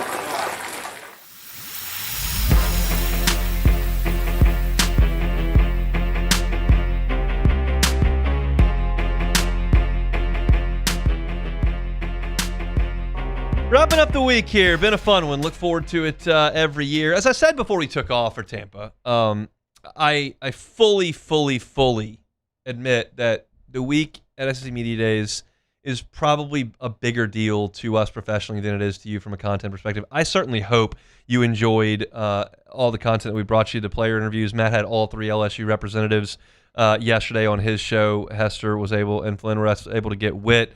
I enjoyed chatting with Tony Barnhart. J.D. Bickel joined us for a little bit. We had some beat writers from some other teams. I had Mississippi State cornerback there. I think that's generally interesting, but I realize that a lot of you are in summer vacation mode and not locked into that for 8 hours a day, 4 days straight. But it's great for us. It's great to see people. It's great to make relationships, get guys and girls that you can get on the show at a later date as the seasons unfold and different seasons come at us. So it was a great week, and appreciate our sponsors for making it possible, and for y'all for listening along. It was a great week, but glad to be back home and back into a little bit of a routine starting next week. Again, the Saints start up training camp on Tuesday, and so we are about there, which is very, very exciting. It's a longer summer than most. I was telling a lot of people this in Tampa. It's like, it's a longer summer than most for us in Baton Rouge when the baseball team bows out like May 28th or whatever it was. Like that is tough, but we've made it through. Get a weekend, and then we will be back at it Monday and then Tuesday when the Saints report, and we'll have our Saints guests coming up all week long. But for right now, one last order of business is take it or leave it. Take it or leave it. Take it or leave it. Today's hottest stories in sports, news, and sometimes even Hunt's life. The question is, will he take them or leave them? All right, so this one's a little pocket watching. So Kentucky new transfer Milan Momcilovic 2026-2027 contract earnings will be higher than LeBron James' new deal with the 76ers. So LeBron contract with the 76ers is worth $3.8 million, while Momcilovic's NIL package is worth around $6 million. So college basketball players making more than LeBron James. Take it or leave it. I'm going to give a real answer here. Okay. I will take it. I'll take it. Here's why I'll take it. I'm listening. Because I'm okay with the market dictating what Your players value. are worth on the college market. I like buy-in, and I like investment in college athletics. And I appreciate LeBron for taking the league minimum to try to win a championship. It's that thing I always talk about. Like, fans are disconnected from the money.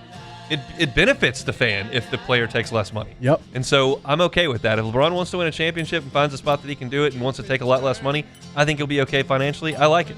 You know how we was talking about LeBron had to take a $50 million pay cut to come to the Pelicans? Yep. He essentially took that $50 million pay cut to go to the Sixers. So, but possible. I heard he was almost going to go to the Pelicans. He was Yeah. right there. He Thought was right about there it, on the you know. doorstep, and then he just decided didn't want to do He it. didn't want no beignets. Said he was going to get his diet. Right. He was uncomfortable with the city being below sea level. Yeah, that it kind of deal. He just didn't want to do it. It's something with the inflammation in his body. You know, you need Sewage that. and water board not getting the pumps working. He just wasn't Never having work. it. They never work.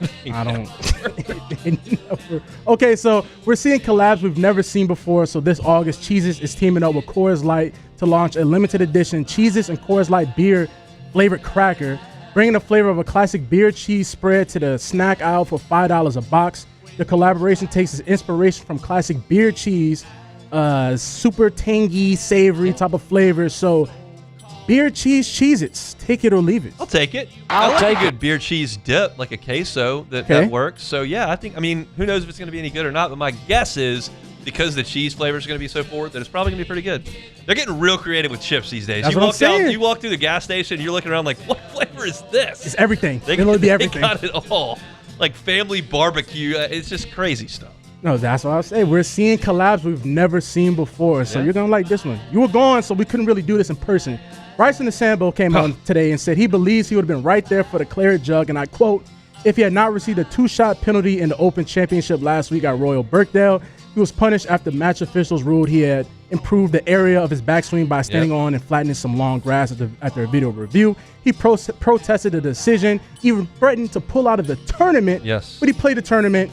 So is Bryson acting like a crybaby? Take it or leave it. I will take it. I'll take it. He is just socially unaware, and it happens all the time. What he was doing was then fighting for himself when everyone was pretty much on board that he deserved a penalty for what he did. And what he was doing was he was arguing so long, and it was a 2-shot penalty he was contesting. The way they do tee times in golf, the leaders go off last. Well, he was going to move the leaderboard, which was going to change the tee time. So they couldn't release the tee times until almost 11 o'clock at night because Bryson was fighting with the rules official. So he's holding up the entire field trying to get their tee times for the next morning. You got guys that are going out early that can't go to sleep. They don't know what time they're going to play. It's not good.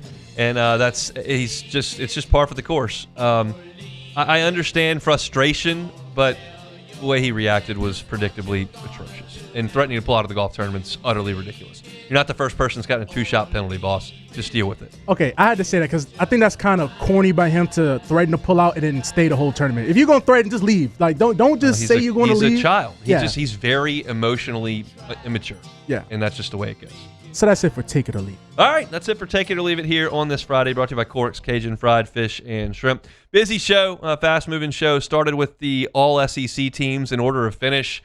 LSU picked 5th in the Southeastern Conference with 9 representatives on either the first, second, or third team by the media. Again, not a impactful thing in any way, but just interesting to see how people characterize it. So I talked about that at the top of the show. You can find that at Hunt on LSU. Preston Giles with us talking about media days and LSU football as well. Saints, training camp starts next week. Kat Terrell over at ESPN.com put together a training camp preview. I went over that. I agree with a lot of things she said, and I saw some things a little bit differently as well. You can find that at Hunt on Saints. Dr. Jeffrey Hogan, appreciate him and the folks over at Auctioner, who was with us at the end of hour number 1. In-depth chart, talked about kickers and punters. Super interesting. But it might be super interesting. You can find that at Hunt on LSU, summer baseball update as well, and then a media day recap. That's a quick week, it feels like, with one show here from home. Time to break for the weekend. Matt's going to drive you home and end your week with that to further review. Coming up next, we're back Mondays, getting ready for Saints training camp. Hunt Palmer Show. The Hunt Palmer Show. Swing Easy Golf Club in Baton Rouge. Swing Easy, GCBR.com. Go see them. Segan at Perkins. It's the weekend. If you hadn't thought to get a tee time, maybe you don't have 5 hours to go play golf, well, go play at Swing Easy. You can play 18 holes at Pebble Beach in like an hour and 10 minutes. Easy. Maybe quicker than that. You can work on your game at Swing Easy Golf Club. They've got private bays, comfortable seating, televisions. They got the turtle box there so you can crank some tunes. They've even got cold beers right there in the fridge. And look, you don't have to go during the daylight. You can go at night tonight, Friday night.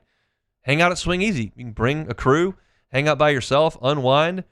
You can play TPC Louisiana. You can play TPC Sawgrass. You can play Cypress Point. You can play where they give that green jacket out.